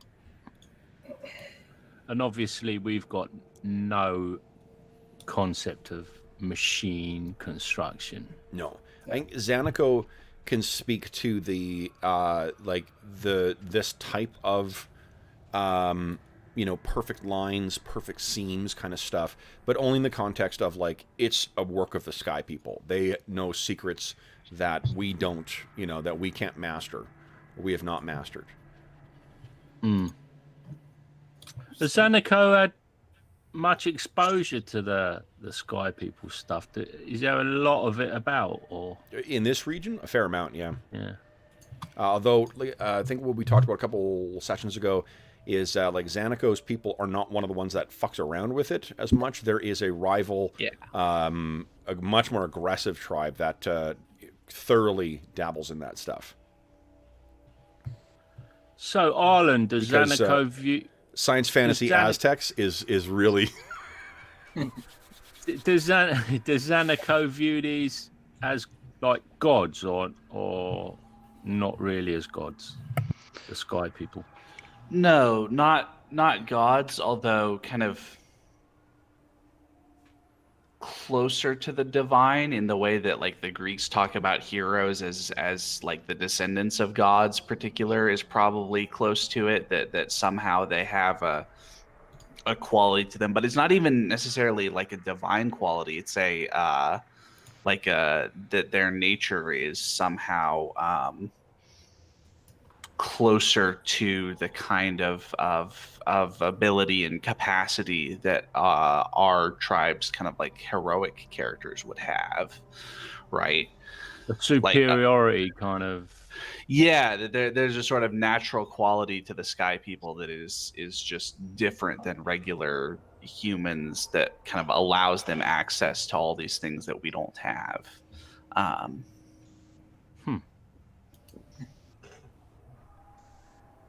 Okay, cool. Yeah, I understand. Okay. Where do you wish to go next, guys? All right, well, I guess we'll continue forward to the corner here, like this. Okay. You can see that the corridor continues down, then terminates in yet another door. Before you go on there, Marlo, would it be worth you explaining to me exactly what you're looking for so that I might be able to assist? So I will try to, in layman's terms, describe the things that I think that Kane would be able to see and understand that this is what I'm looking for in terms of what these glyphs actually look like. I mean, are glyphs like, they're not inscriptions, obviously, in stone, or are they? I guess I think there's probably a faint. Glyphs would be completely ineffective if there was like a giant, kill mark on the door, right? But what I foresee is that there probably is almost like an oily, residue of the mundane materials that are used to inscribe it. So, like, if you look at it with the right light, you can see that the faint remnants of just that, and that's what you're looking for. So I'll describe that and say, you have to kind of look at different angles until you might notice it, which is why we have to move so slowly through here.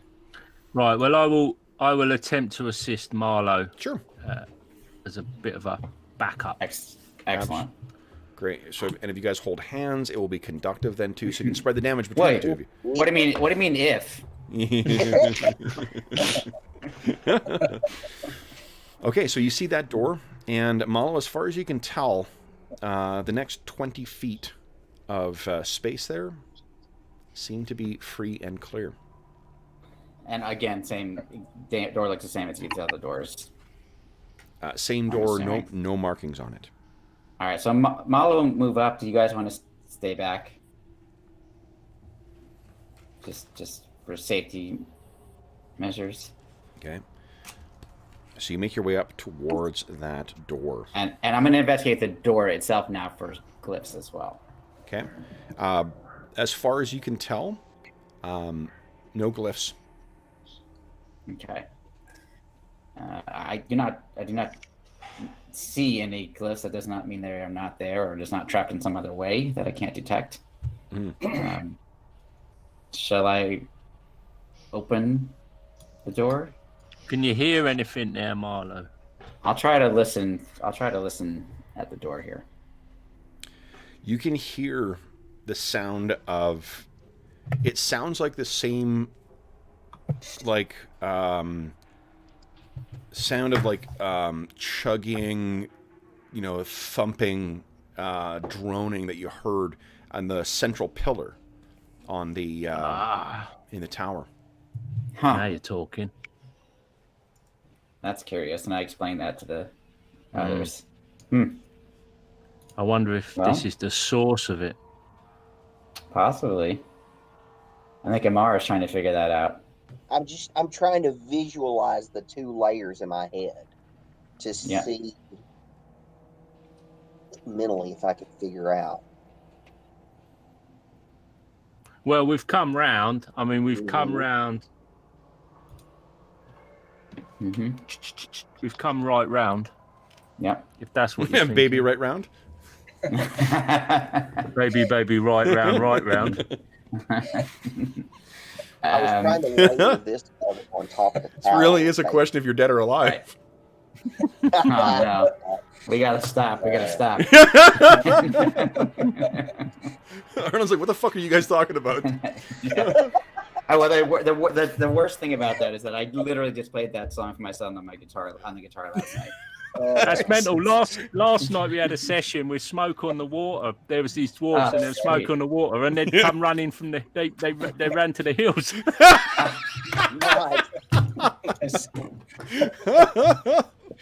Oh, that's great stuff. Love it. Okay. All right. So, should we open this door and take our chances? You'd probably like that game, Kev, actually, because it's called Smoke and Snow, or Snow and Smoke. Love One it. of the two. I'm already a fan. Me too. Your favourite ingredients. Absolutely. Sure. I mean, not surprising to learn that the first thing I plan on running when I eventually get Forbidden Lands to the table is going to be that ice and snow setting. Mm-hmm. It is fucking awesome. All right. Yeah, it's definitely a good book. That I've got. This, yeah. All right. So Books. yeah, I've got them as well. Very cool. What? So what are you guys thinking? I will put my hands onto the wheel and see what happens. Okay. If nothing happens, I'll turn it. Nothing happens when you touch it. You Okay. mean turning I'll it? start turning. Yep. Have you opened any of the doors here, Malo? I have opened, not down here, but in the tower I've opened. In the tower. So the metal here, not hot, but it's not cold. Strange. It's ready to be opened. Okay, I just give a glance back at my companions, make sure they're all ready for this. Okay. And once I determine that's true, I turn back and I push the door open and see if it will move. This one actually pulls towards you. I'll pull. Okay, then I'll stop pushing and I will then pull it. Skull for the gifted. It's stuck. It's stuck. Okay, so then in 1, 2, 3. Oh. So Interesting. what you see in here, this cramped room is incredibly hot and choked with hissing pipes and sparking wires. A strange machine of metal, stone, and crystals grinds and whirs in a cacophonous din, plumes of smoke and fire churning out of it into dozens of pipes that extend upwards into the ceiling.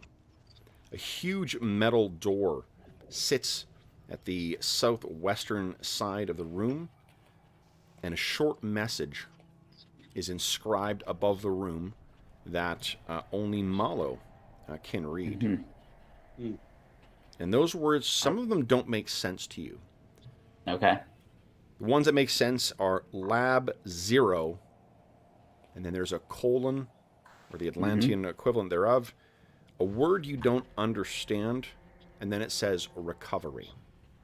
So Lab 0, something, recovery. Okay. I will relay that to the group as well. If you were to sort of try and translate it, because it seems to be a portmanteau, and the Atlantean, maybe it says mnemotechnic? Oh, and I've seen something similar to that in a previous chamber above. In fact, it said Lab 0, mnemotechnic recovery. So I recollect that thing that I saw previously and realized, oh, that's what this must be. Yep. Mnemotechnic recovery. I don't know what it means, but I believe that this is the word. So, what would you guys But like it seems like you were correct. This was maybe the source of the rumbling in the tower. This is, you know, a combination of like the sound of like a Victorian locomotive engine and an elaborate sci-fi starship set from the 50s about to go, you know. So lights are going off, smoke is billowing out, the sound is just a cacophonous din. What do you do? And this is the machine over here. Yes. Right then. Yeah. More Doctor, even more Doctor No. Lashings of Doctor No. Yeah, true. Well, Colin, you'll appreciate this then too. Did you forget how fast that film fucking ends? It's like that last sequence is like 7 minutes long.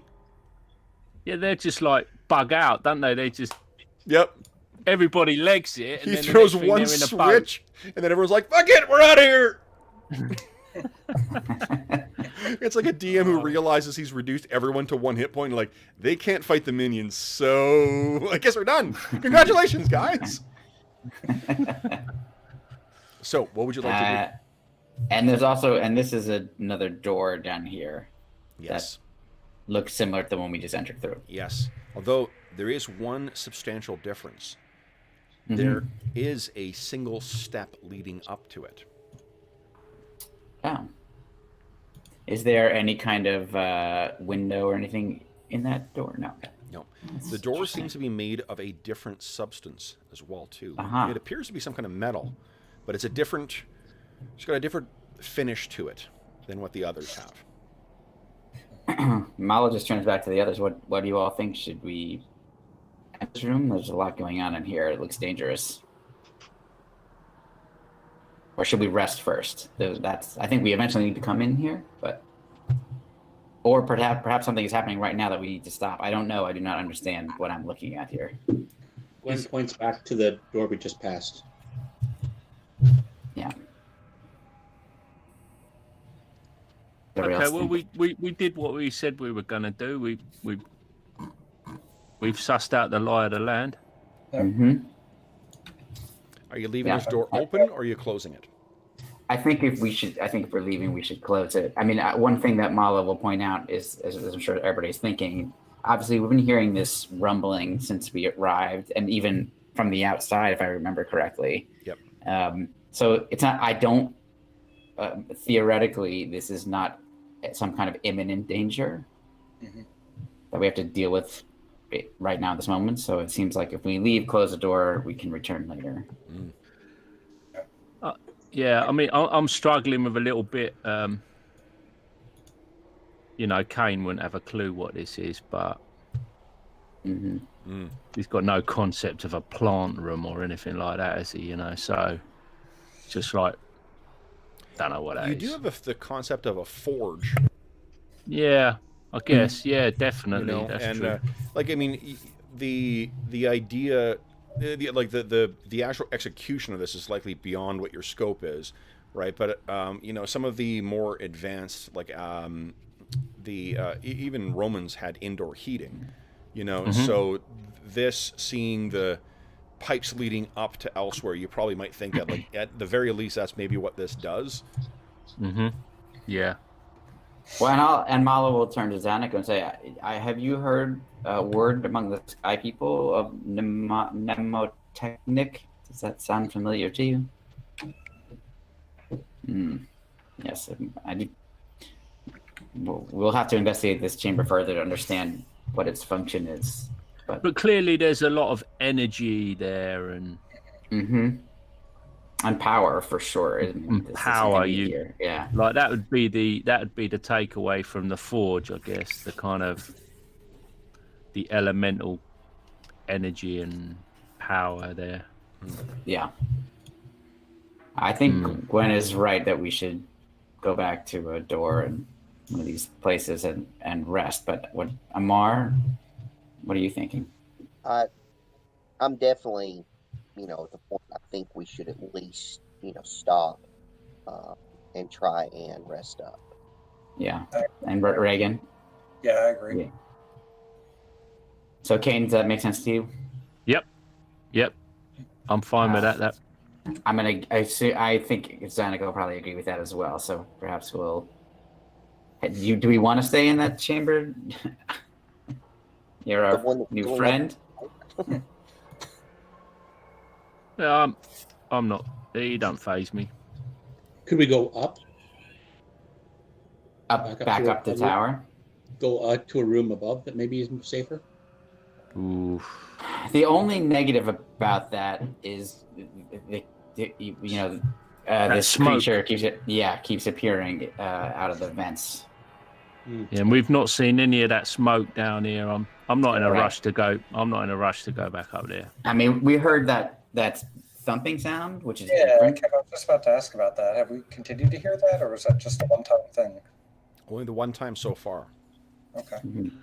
You don't want to crack open another one of these doors like the one Gwen was talking about here, or? I was going to say, I mean, Yeah. the two options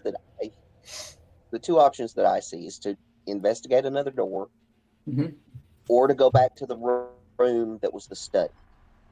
Yeah, with a desk. Gwen Right. tells everybody to step back. Like, Yeah, I like the door. I like investigating another door. Yeah, we got to check this out. Okay. You know, we're not getting anywhere, will we? Yeah. All right. So then, Gwen, you're going to be the one to open this door? Yep. Okay. You place your hands on the door.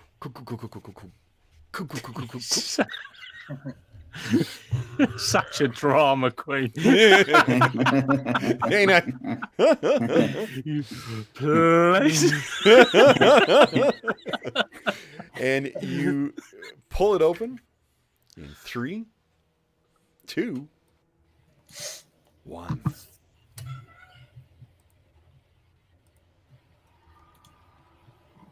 What do you see, Gwen? Hallway. She gives a nonchalant wave and heads to the next door. So All right, we might as well. do you leave that one open? Well, is it just empty? No one's gone in yet, and I can't. From my perspective, if you want to stand there, Kane, I'll move out of the way. I can't see the whole chamber. Gwen starts opening this door. Okay. Just getting impatient. It's a corridor. So reaches the limit, and this one pulls towards you as well. And 1, 2, Take an airlock. 3.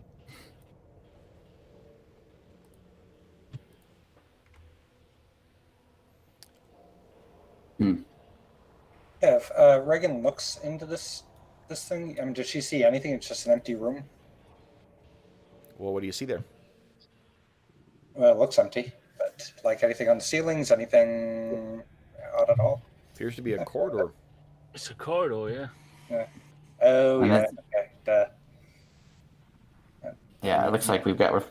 You could definitely go in there. Okay. Looks like you we had both the both of glyph these. training. If you had the glyphs 101. Yeah. Right. It definitely looks like we are faced with 2 corridors rather than rooms. Gwen turns back and looks for Mallow. Yep. Okay, I'll head down there and I will start. I'll enter the room and I'll go in front of Gwen and start looking for glyphs as we move slowly through. Give me 2 seconds, guys. I need to run. I did not go to the washroom on our break, which clearly you needed to know, but my old man bladder needs attention. I'll be right back. I'll do the same. TMI.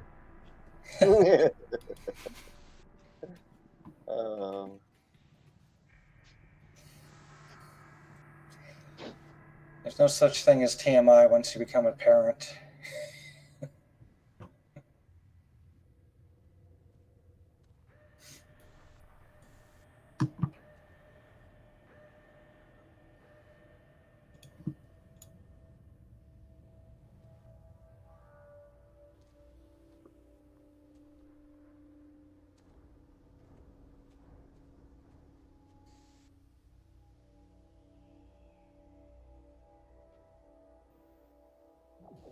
Feeling based on all the screaming, high-pitched screaming I hear downstairs, that My wife's gonna, like hand me my son as soon as I walk down and say, "Here, You deal with it. outside." And I figured out what's going on with Google Meets is that every time I take my headphones out, it switches my microphone to my headphone microphone. And I have to switch it back to my actual microphone. So I just got to be cognizant of that. I like personally, just looking at it, I think everybody's resolution is a lot. Yeah. Yeah, I found the picture on Google Meet to be, like you say, the video resolution seems to be good. It seems to be even better than. See, I ran a lot on Duo, and it used to be super clear, and then they started pushing Meet a bit more, and the resolution dropped off of Duo. So it was like, there was something going on. Interesting. Yeah, weird. All right, sorry about that, guys. Yeah. Okay, so you're, Malo, keep your eyes steady to the ground. You're not seeing any, with Kane's kind of backseat driving right now from where he is. Yeah, but, I don't know. Yeah, I'll come up. Okay. You're seeing nothing. And as you get to that bend in the corridor, you can see that up ahead, there is yet another door. Mm-hmm, yeah. Oh, yeah.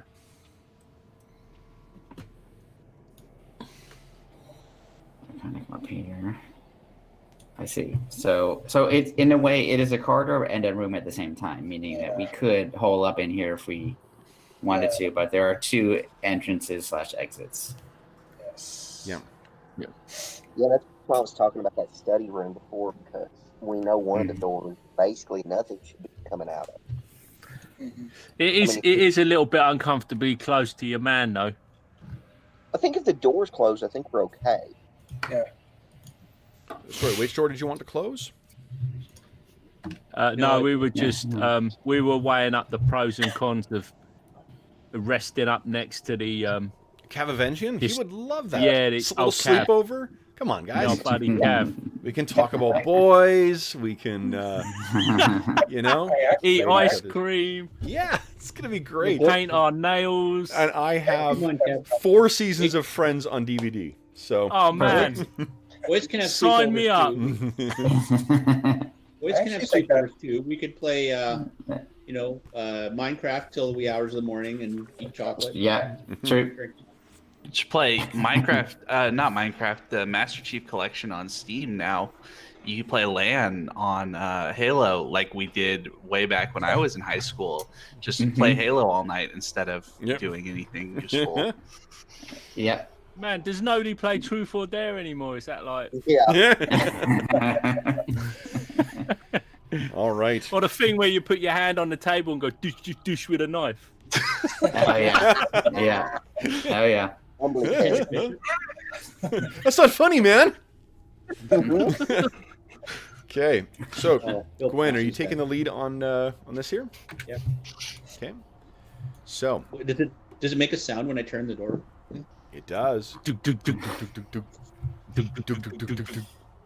And this one pushes out. Opens. And in 1, 2, 3. Now, these doors in here seem different. They appear to be just flat surfaces that have little panels next to them. To be honest, very similar to the door that led you down into the depths here. Which, as a reminder, was trapped. Now, what you also see, this wide room contains a desk and 3 large doors. The northernmost door, hold on, I gotta get rid of it, is shattered outward. Get rid of that. And Gwen, what you can see strewn across the floor appear to be the carcasses of insects. Not flies, but wasps and ants. Gwen points to the insects to Mallow. Waves them forward. Strange. What do you guys wish to do?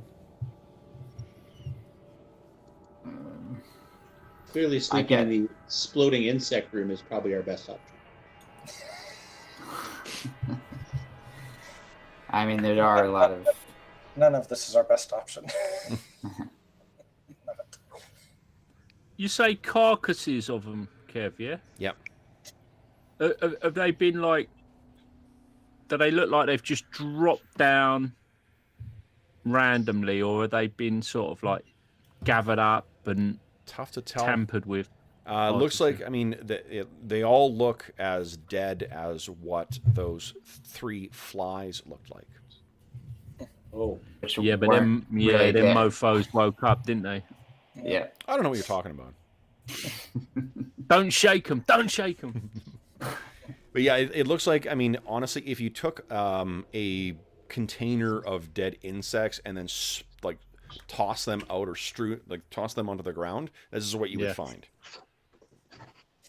Huh. And they've not been like, it doesn't look like they've been messed with, cut up, or legs pulled off them or anything like that. Nope. For at least, I mean, you're 20, 30, 25, 30 feet away from them right now, or at least Gwen and Mallow are. So you can't quite see the details of them, but I mean, they look to be intact. Intact. Yeah. You might want to get closer. Sure. Yeah, we're still 5 astonishing points.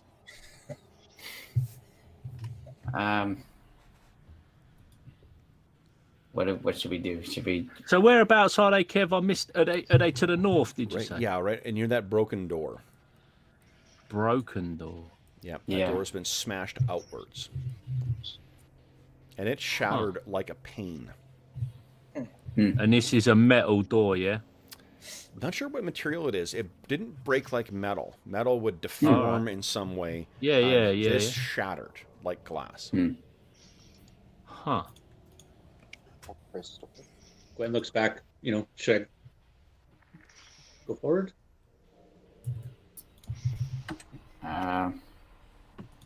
Anything? I don't know. What do we think's bust out? Is there any other signs of passage, like scratchy marks on the floor, or singeing, blackening? Nope. No other form of I mean, you have to get closer to study the shattered remains of the door, but from where you are, it looks like if you took a hard thing or tossed a rock through a pane of glass, it would shatter and fall out the way that this door seems to have fallen. No, it's definitely not Imperial stormtroopers then. Does appear to have a blaster mark. Does appear it's too inaccurate for stormtroopers. Too accurate for. Right. I can't tell you how happy I was when I saw those banthas going single file. Yeah. And I had to pause it to tell my son. I'm like, look. Oh, I almost immediately dropped into the voice. Yeah. My wife just sits there and looks at me. When at the end of that episode, when there was that reveal, I think I made a sound that only like 8-year-old boys can make. I was so giddy. Yeah. Oh, so Dave has not seen this it, a so we're not Mandalorian spoiling. reference? Yeah. Yeah. I thought so. Yeah. So anyway, what it does look like, though, Kane, since your mind is turning to that, if you tossed the remains of the insects out there, they might land in that kind of pattern, where they're thicker near the door, and then they get narrower and less of them the further you get away. It stretches out about 10 feet from the door, each square being 5. So they might have blasted through the door, or something's blasted them through the door. I'll say to the group, it looks like those those creatures have burst through the door. I don't know what you think. That seems to make sense.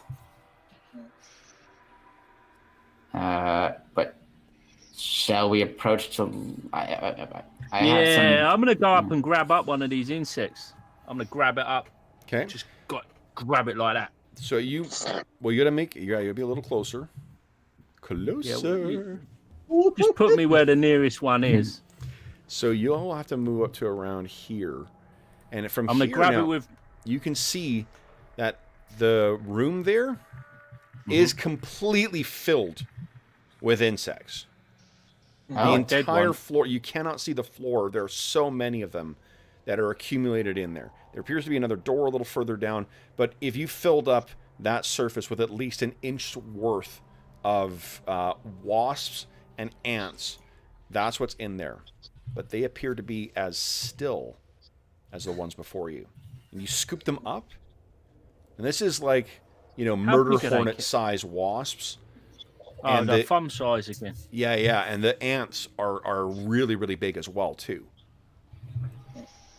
But they appear to be dead. And if I squish it, it breaks shatters. apart. Yeah, like it breaks into dust the way that like a dried and desiccated bug would. Yeah. And it's really only because of how strong you are that you're able to break these things too. But like it's, they've got pretty tough chitinous exoskeletons too. Nothing compared to your might, but I mean like. No, obviously. Yeah. Bug crusher. Me bug crusher. Hey guys, look at this. I crushed it. I'm Cain the Hammerer. Cain the Lion. Cain the bane of dead insects. Crushes it. But this is. Do we think there's been some kind of a battle or something? Has there been a? It's been an incident here, I feel. Mm-hmm. I mean, we know that the professor has passed, but his spirit remains. Perhaps something went disastrously wrong here, and that's he fell prey him. to his bugs. He fell prey to them. That's possible. Is there any particular smell around here beyond just kind of stench of death type thing? It's must, or this stuff has been sitting here, and probably like bits of it have been decaying for quite some time. So the hermetic seal in here maybe has preserved these things better than than you would if they were exposed to the elements.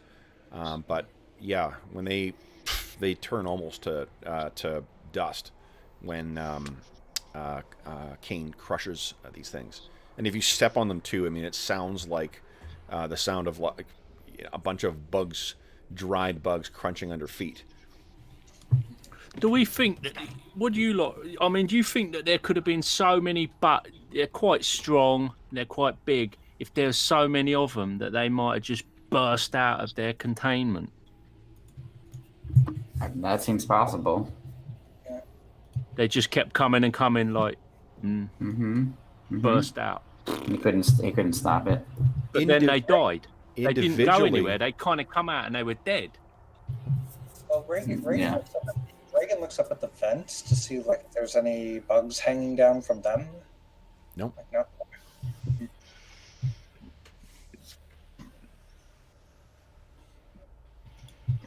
Well,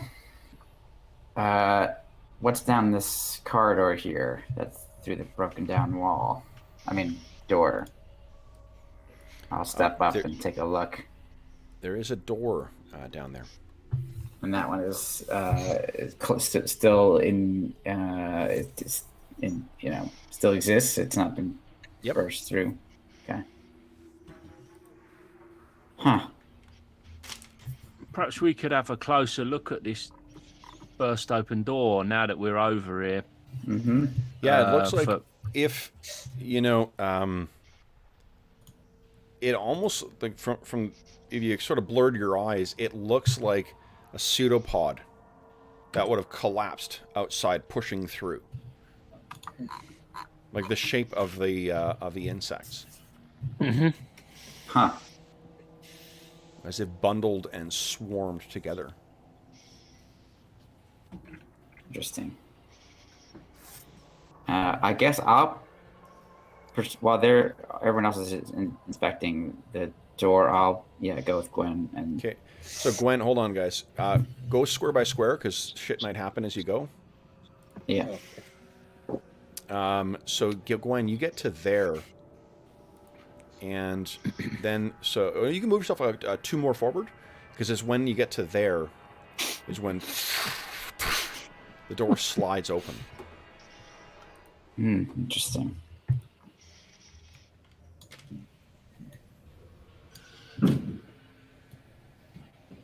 It's not a dunk dunk dunk dunk dunk door. No, this is one of those Star Trek style.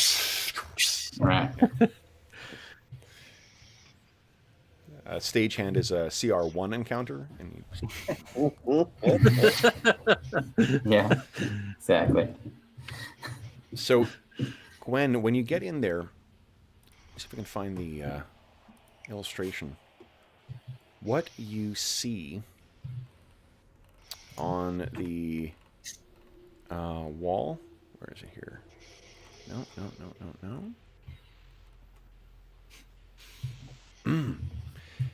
I'm just picturing a stagehand pulling the door back and making a sound effect at the same time. Exactly.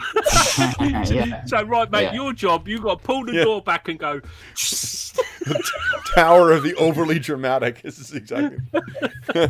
So what you see in there is, for one, the cell in here, for lack of a better term, because it appears to be, there's a bed in here. There is the floor thick with the carpet of these things.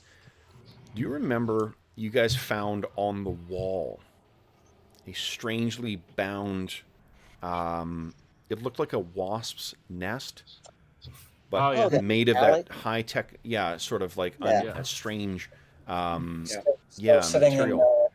Still sitting in Reagan's backpack. There is one of them set up in the corner of the cell, the top right there.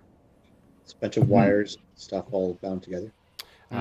It looks it's not made. It's made of the same materials that you guys saw on the inside of the walls when you spotted the that stuff. Let me show you. Try and cover up the descriptions of it. Let's see here. There we go. Boom. This is sort of what it looks like, guys. Where is it? Oh, that's just text. You don't need that. There we go. Okay. Yeah.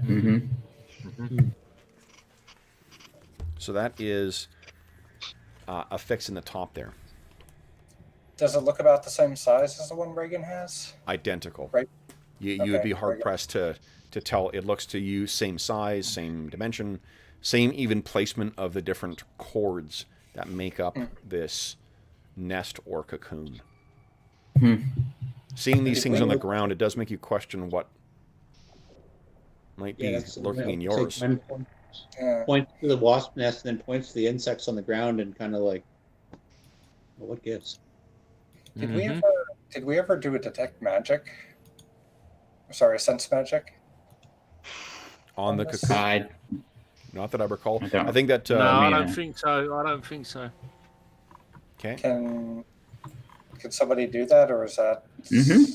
I can do that. Oh, yeah, I'll give it a whirl. I let Kane go first. I'm not getting any sense of anything.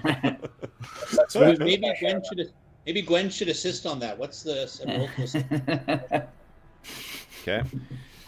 So I'll then attempt to see if it has any magic. So Kane, you unfortunately you find no magical aura on here. Stare as you might, trying to find that greasy residue that Malo described, you see nothing of that sense. Malo, you gesture with invoking your magical senses, or at least extending them. Doesn't appear to be any magic in that. Told you. As I suspected, Kane, you were right. Yep. Told you. So, what do you guys do next? That's not as hard as all that after all, is it really? Well, Been building your part up there, Marlo, I feel. I'm going to enter the chamber and see if anything happens. Every step you take, you can hear them crunching underneath you. It's about that deep to your boot, Okay. but nothing seems to happen. All right. There's no doors. There's no other means of egress. Well, not counting. I'm assuming there are vents. Other than that, we don't see any There are no furniture vents. There's no or vents in anything. here. Oh, there's no vents in there. No. Oh, well, that's a interesting as well. bonus. Yeah. Other than the Huh. bugs,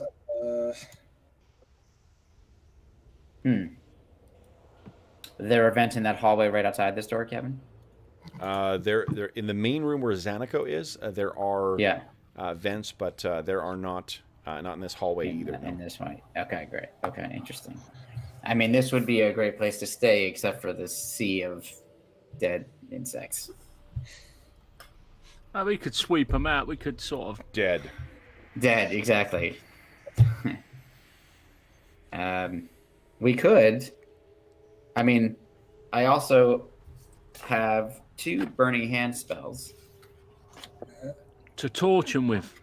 You did find a maintenance closet upstairs as well too. With brooms in. Yeah, there'll be brooms in there. Very, very practical tower. Again, That's Arlen, nothing but swords and sorcery, true tropes for you. Desks and brooms. Yeah, putting the real Howardian spin on all the mundane tasks. Absolutely. Might do. All we need is a few Pax wardrobes and it'll be IKEA. Yeah, really. You guys don't remember that Robert E. Howard story about a high school janitor? No? Just wait till you guys find the sawdust. Oh, yeah. That's right. The Broom of Doom. I forgot about that one. Exactly. Bran Mop Morn. Exactly. So what do you guys want to do? I mean, we obviously need to find a place to rest. We know what our options are, so from what we've discovered. I think this room is as good as any other. The only issue being, of course, if it's airtight and we close the door. Mm-hmm. I guess we The leave door's it busted, guys. Well, and one of the things we know that there was part of the experimentation was about removing air upstairs at least. Mm-hmm. Yeah. So wondering if that has something to do with how all these bugs died if there are no vents. But how would... Yeah. But you'd have a job removing the air without any vents as well. Unless there's some... if it was magical or something, there's no problem, of course. Well, but do you have to remove the air for something to suffocate, or you just give it a really long time without any fresh air? It's possible either way. Yeah, that's true. You could just seal the room. The other thing we have is that first door that Gwen opened further to the south. We didn't really explore that. No, it looks like there are 2 more doors that may be intact versions of what's shattered up here. Right, from the main chamber. Well, I think we should at least look at those. Yep. Right.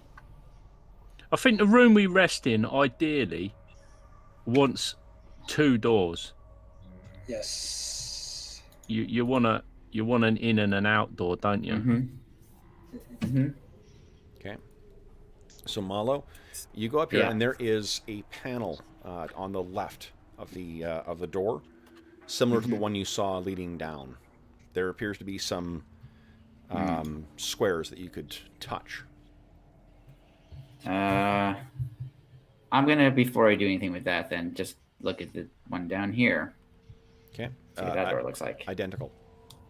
Okay, so, well, we are faced with 2 doors similar to the one upstairs that has some kind of strange locking mechanism, which I opened actually. Now that I remember,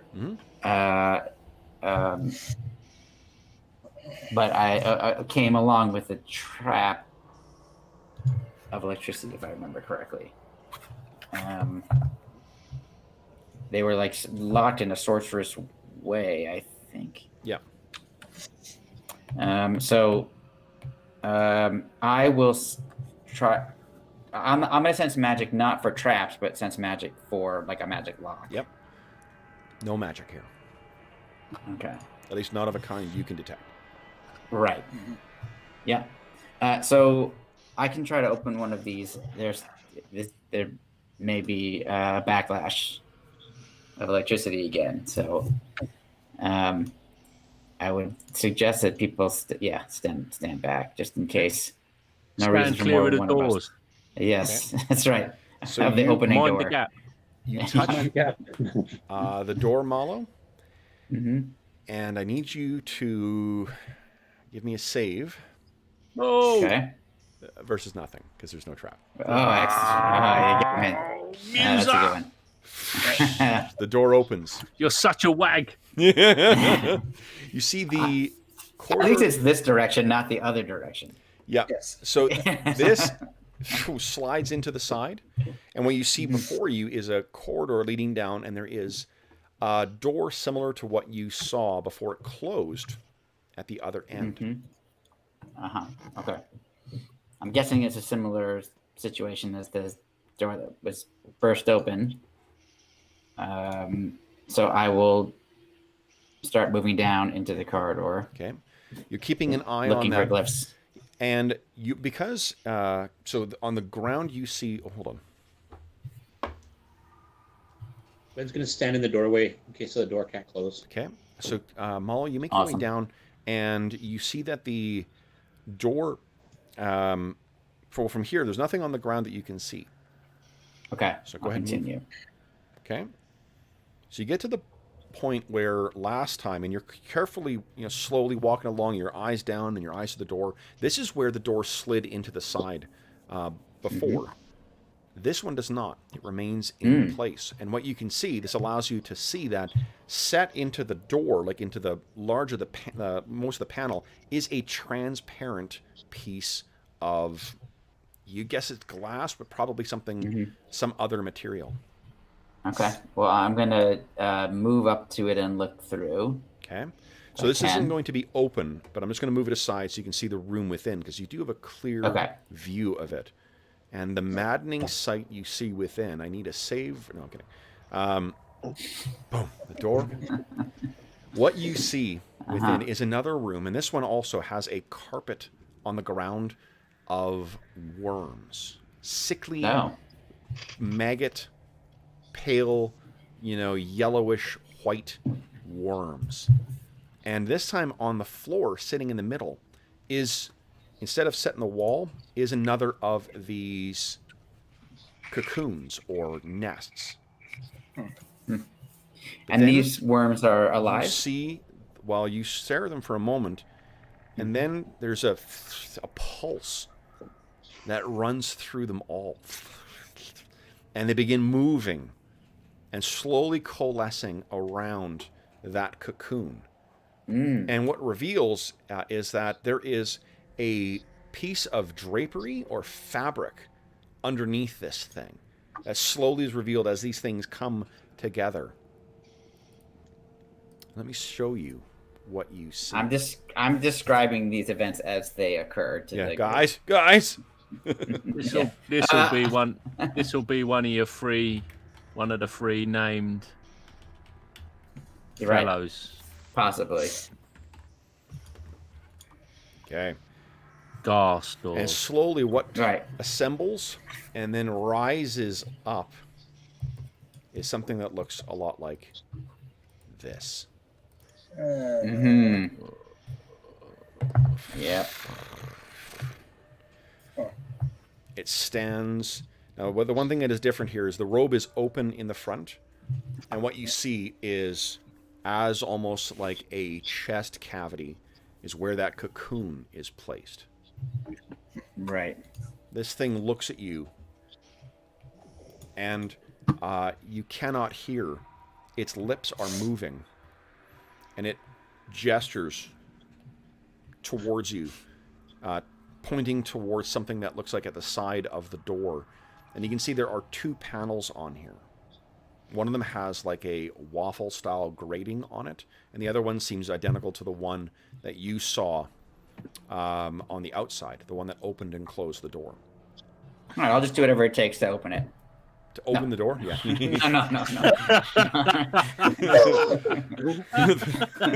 No. Marlowe comes staggering out, covered in rot grubs. Ah! And He had a good run. Kane's sanity. That's right. So I think... here's my response to that. Okay.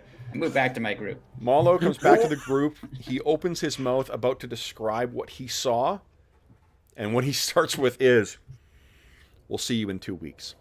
Right. Oh, Nice. boy.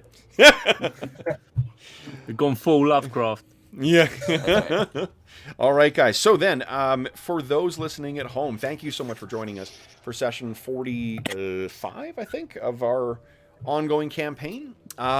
As is always the case, if you have any comments, questions, or concerns regarding the session, the adventure, or the game we're playing, please do not hesitate to leave a comment in the comment section below. The game, of course, is, and you may be already familiar with this, Jeff Talanian's incredible Astonishing Swordsmen and Sorcerers of Hyperborea. The current print run is out of this, but you still can get it on PDF. On DriveThru RPG. Plus, there's lots of great stuff that you can also get from the Northwind Publishing website as well, too. So the creators or the publishers of this.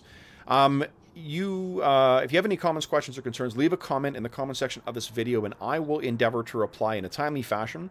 You can also, while you're down there, if you don't want to miss any future sessions, be sure to click on subscribe and the bell icon to be notified when we go live. You can also find the schedule for the coming week posted on the community tab of the Dungeon Musings YouTube channel, as well as on the Dungeon Musings Discord, a link to which you can find in the description of this video, and on Twitter. You can reach me on Twitter at Dungeon Musings. You can also find me by email at dungeonmusings@gmail.com. We have channels on the Dungeon Musings Discord server dedicated to this campaign. Every other campaign we run on the channel, as well as a ton of other things like finding a group, like video games, like board games. So there is an increasingly larger or growing community of really cool people talking about really cool stuff, and you are more than welcome to join us there. And speaking of cool people, guys, I want to give a big thank you to the players who are joining us. Colin in the mid-afternoon, everyone else early in the wee hours. So Will, Robert, Arlen, Dave, George, and Colin, thank you so much for joining me today, guys. Oh, you want some XP? Sure. Actually, not a lot Go today. for it. Yeah, what'd you guys find? I would like all of it. The hell Yeah. with the expense. Yeah. Well, because there's not, you didn't defeat anything, so I didn't start a running tally. How many? You got 5 points of Astonishing Fortune left, I think? You only used one? Yeah. One? Yeah. Okay. So, guys, I don't want you to spend this all in one place. But 15 let's see here. XP. I get my calculator. Yeah, really. So 1, 2, 3, 4, 5. Okay. 6 of you. 50. All right. You did survive that trap, so we're going to use some XP for that. Actually, hold on. Okay. All right. Everyone's got the prime requisite bonus. So, guys, a whopping 137 XP for today. Wow. No. At Yeah. this rate, I will gain in 43 sessions. All right. So then for those listening at home, we thank you for joining us again, either live or at another time. If you are joining us during the current crisis, we do hope that this finds you healthy, safe, and weathering the current crisis as well as can be expected.